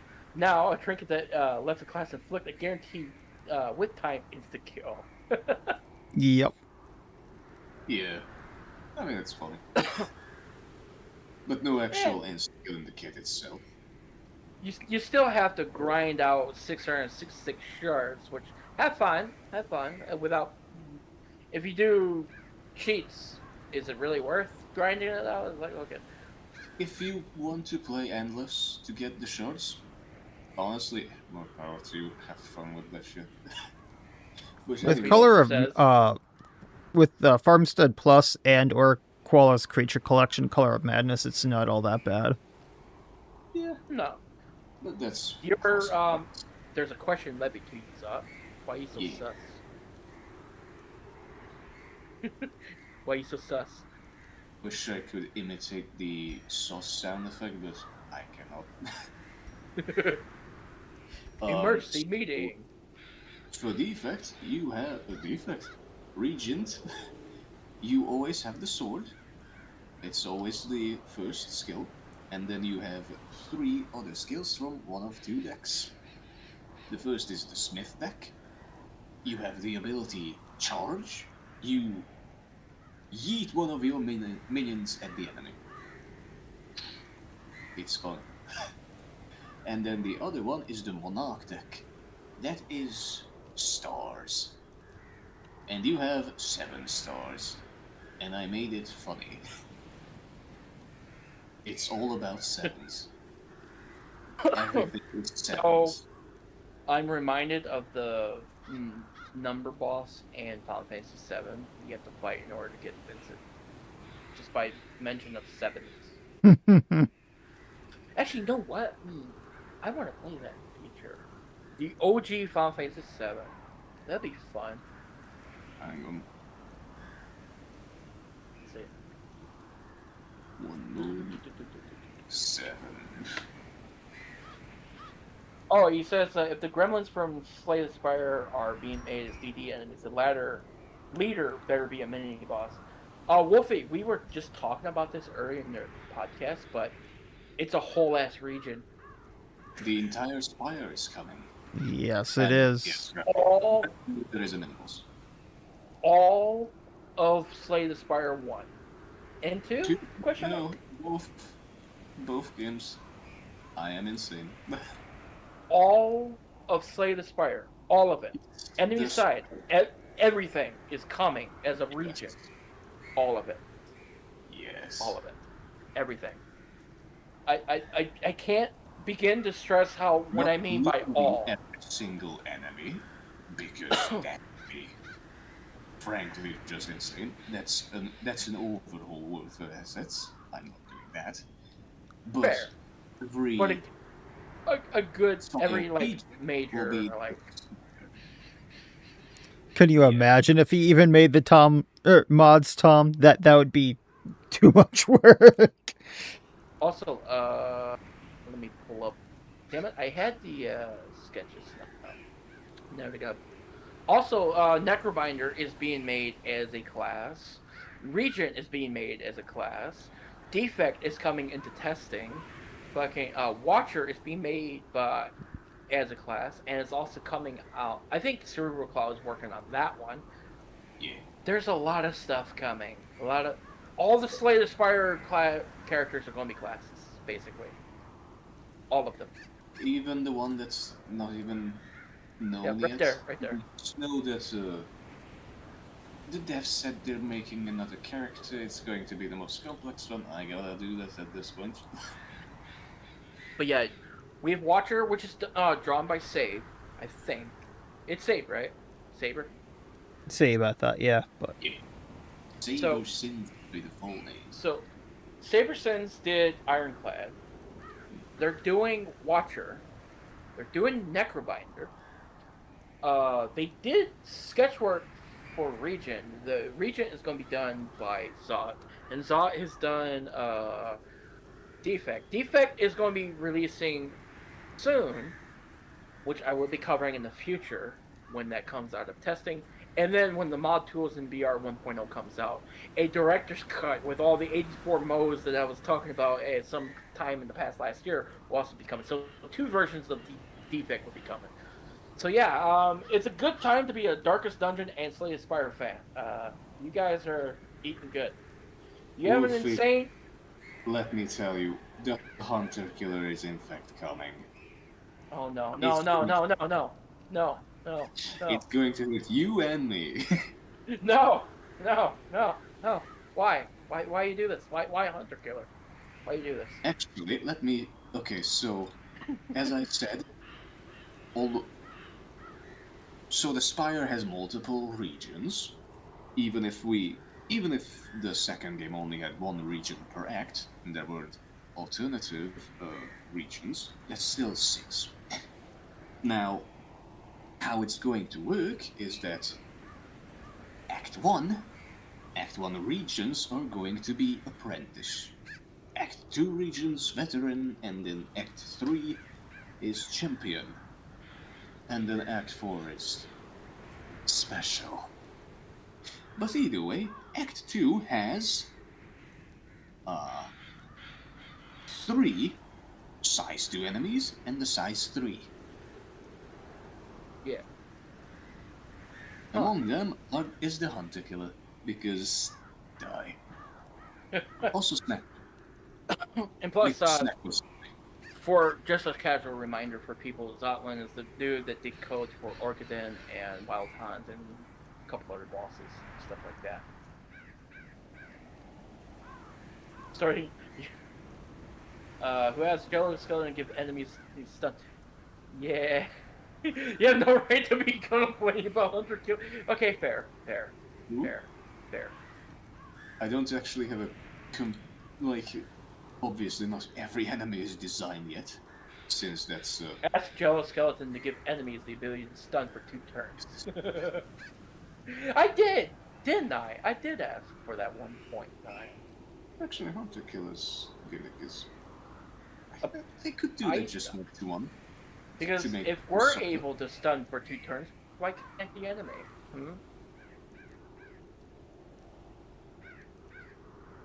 Stun extenders were a mistake. Nah. They're funny. Yeah, fair. But, let me see here. It's currently 4:40 where I am. I think Miacidae is currently AFK for a sec. Yes. But I do believe it's getting about that time when we need to start wrapping up here soon. Are there anything else that we should cover? I'm going through the list again. Spire region, Necrobinder, we kind of recovered through more Slay the Dungeon or Slay the Spire stuff. We covered Arduous pretty well, I think. Yeah. Miacidae managed to start a trend, which is funny. I'm not going to say anything beyond that. I've already burned my bridge. I don't want to burn more. But it's funny. It's very, very funny. Let's see. Old Flash RPG. Stun for 4 turns. Ooh. And it's sunny. I'm Or what was it called? Was it sunny?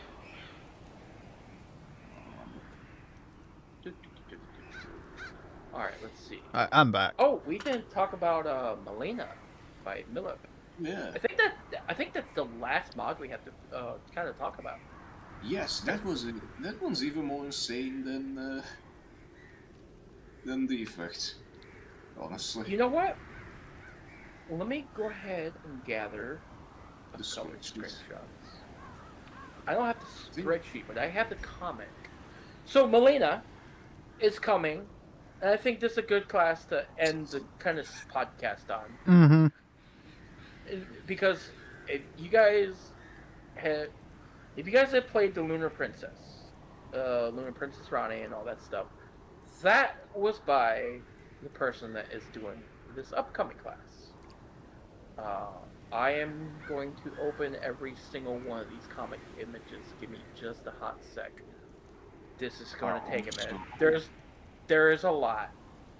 There's a lot. I'll find the sprite sheet for you as well. I have found it. Okay.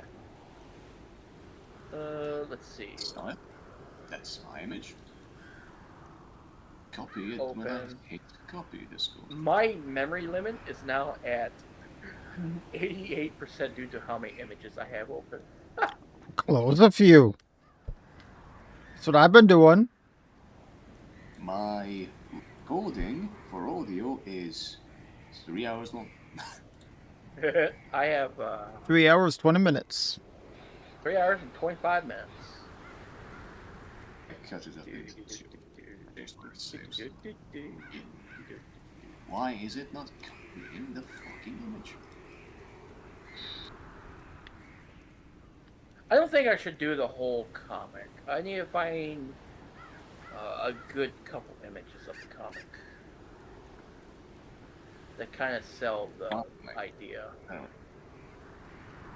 There's the sprite sheet. And Ronnie's, because that's how it was shown off. Yeah, this is just bonkers. You know what? This works. That's a lot of sprites. This works. That it is, and how...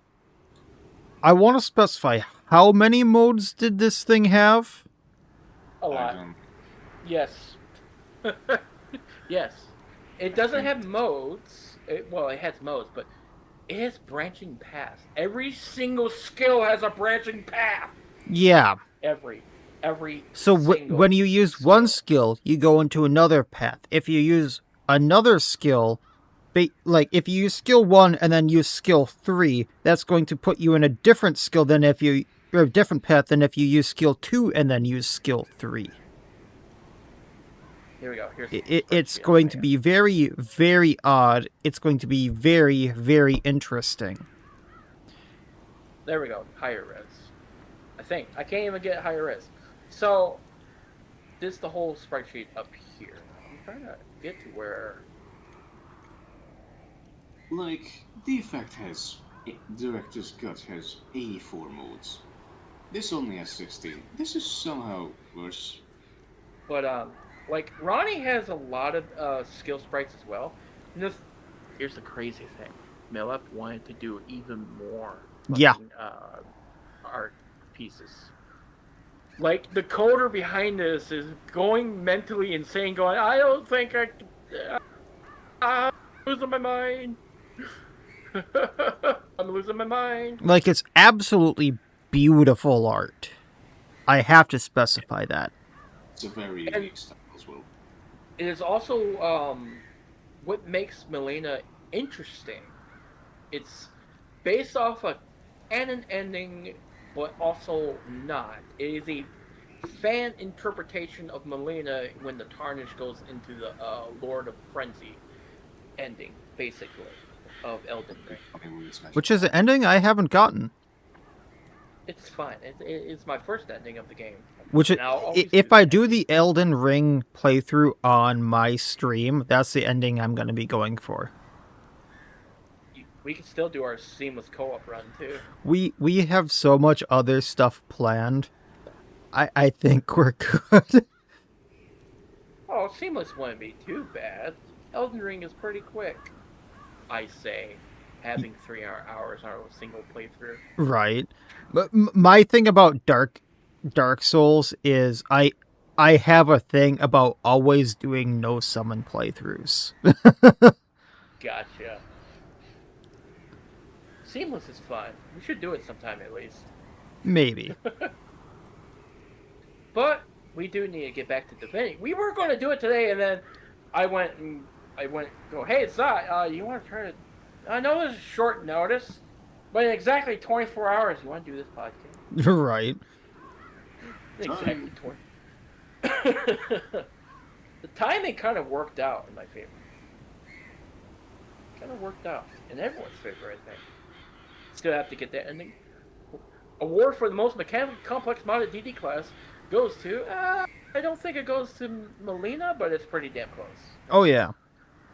There's strangely enough, I think Uncrown's still more complicated in the back end.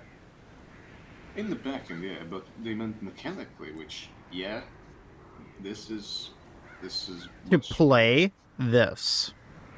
Yeah. Uncrown's Yeah. like simple if you just play him.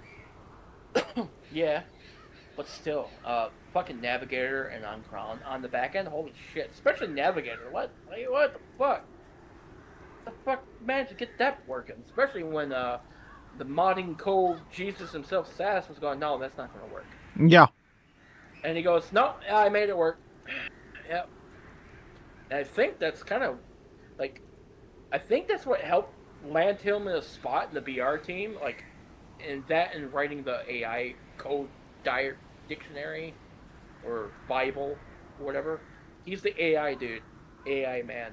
He learned how Darkest Dungeon ticked on that level, and there you go, pretty much. Not enjoying the summer heat, but enjoying the stream. Hey, it's been a fun stream. Be sure to watch it back. I made Miacidae break.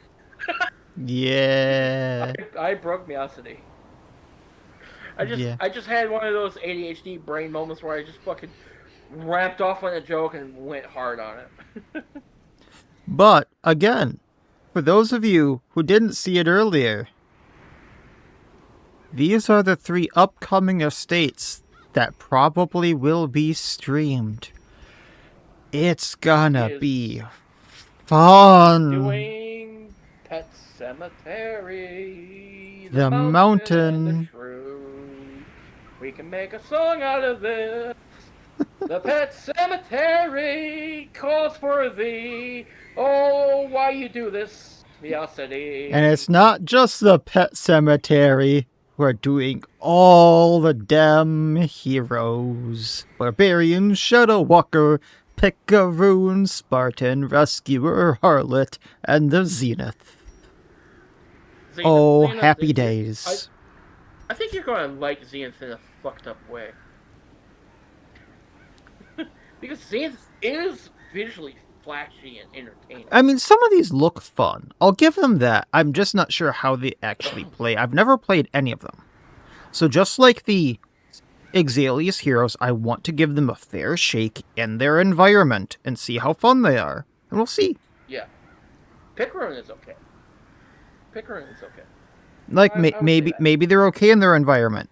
And then I'll have a different opinion of them, just like the Exalius classes. I'm gonna be honest. I don't even fucking remember who the hell the Shadow Walker is.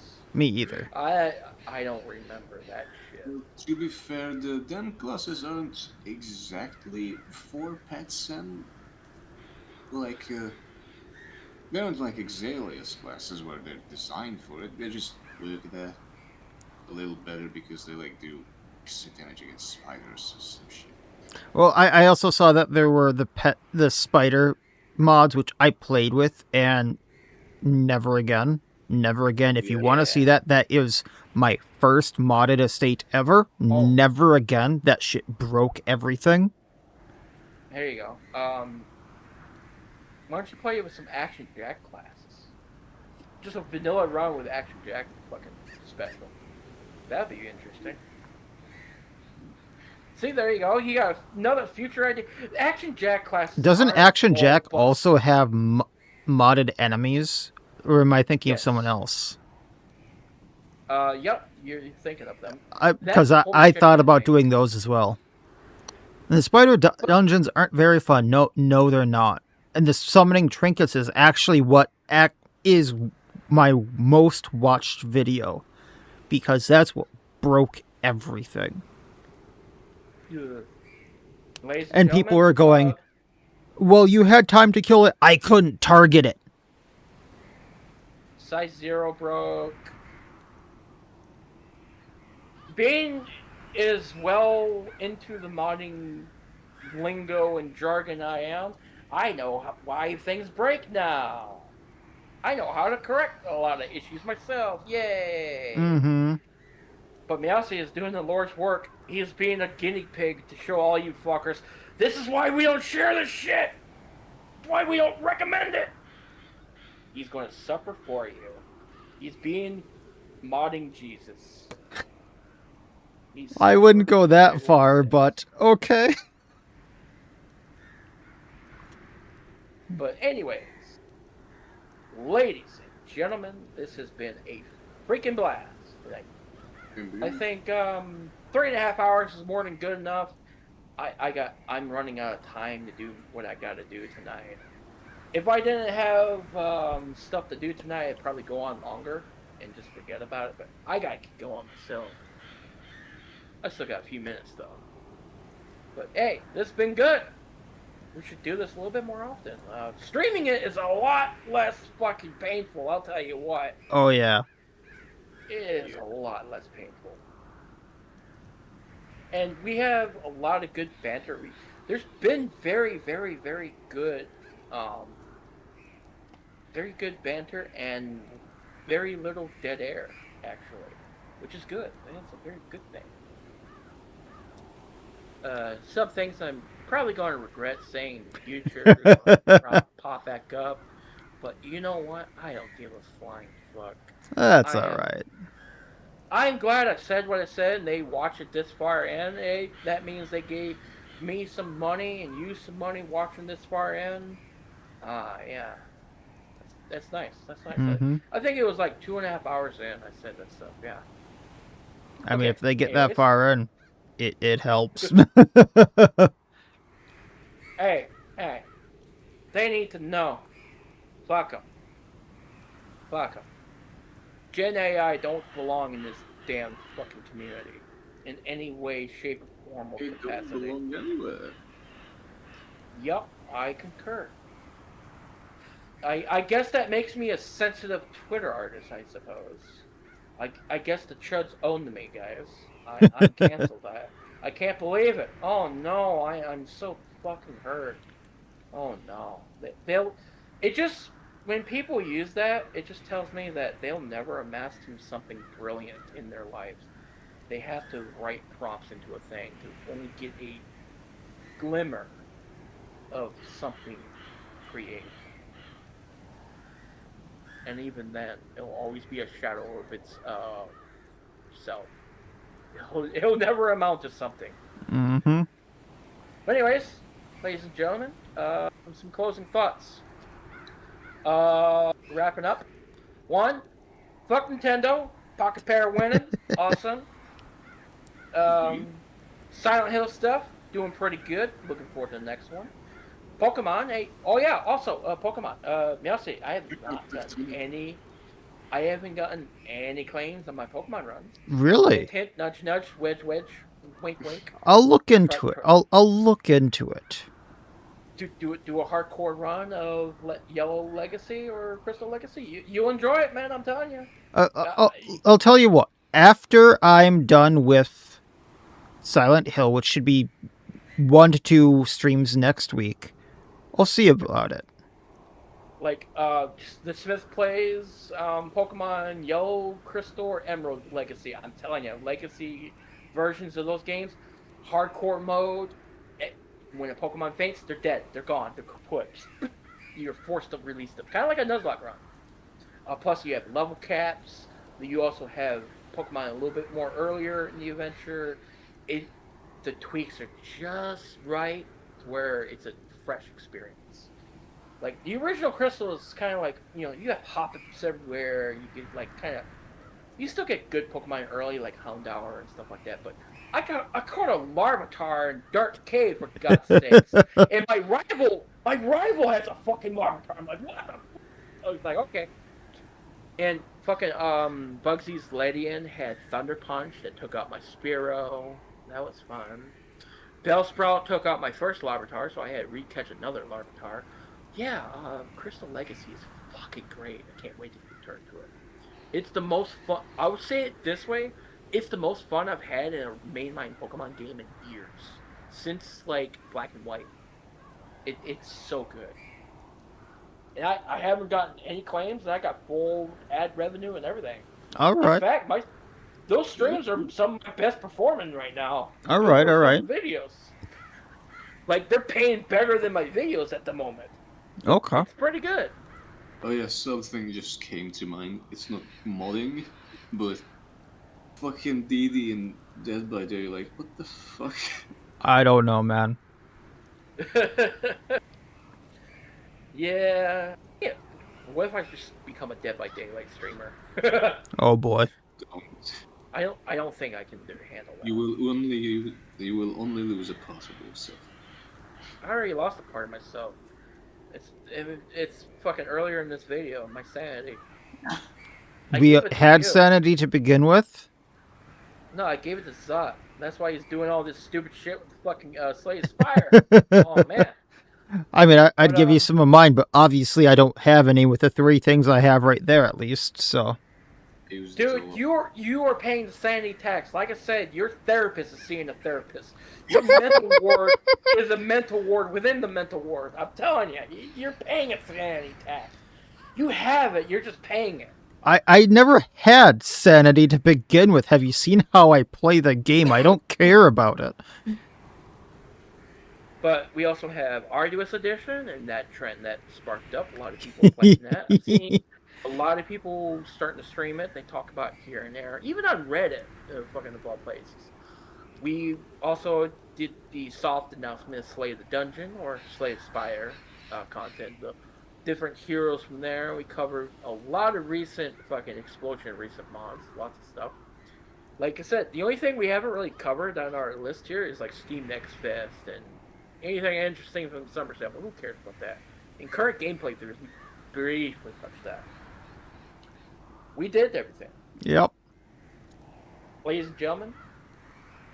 This has been Sorting Helmet,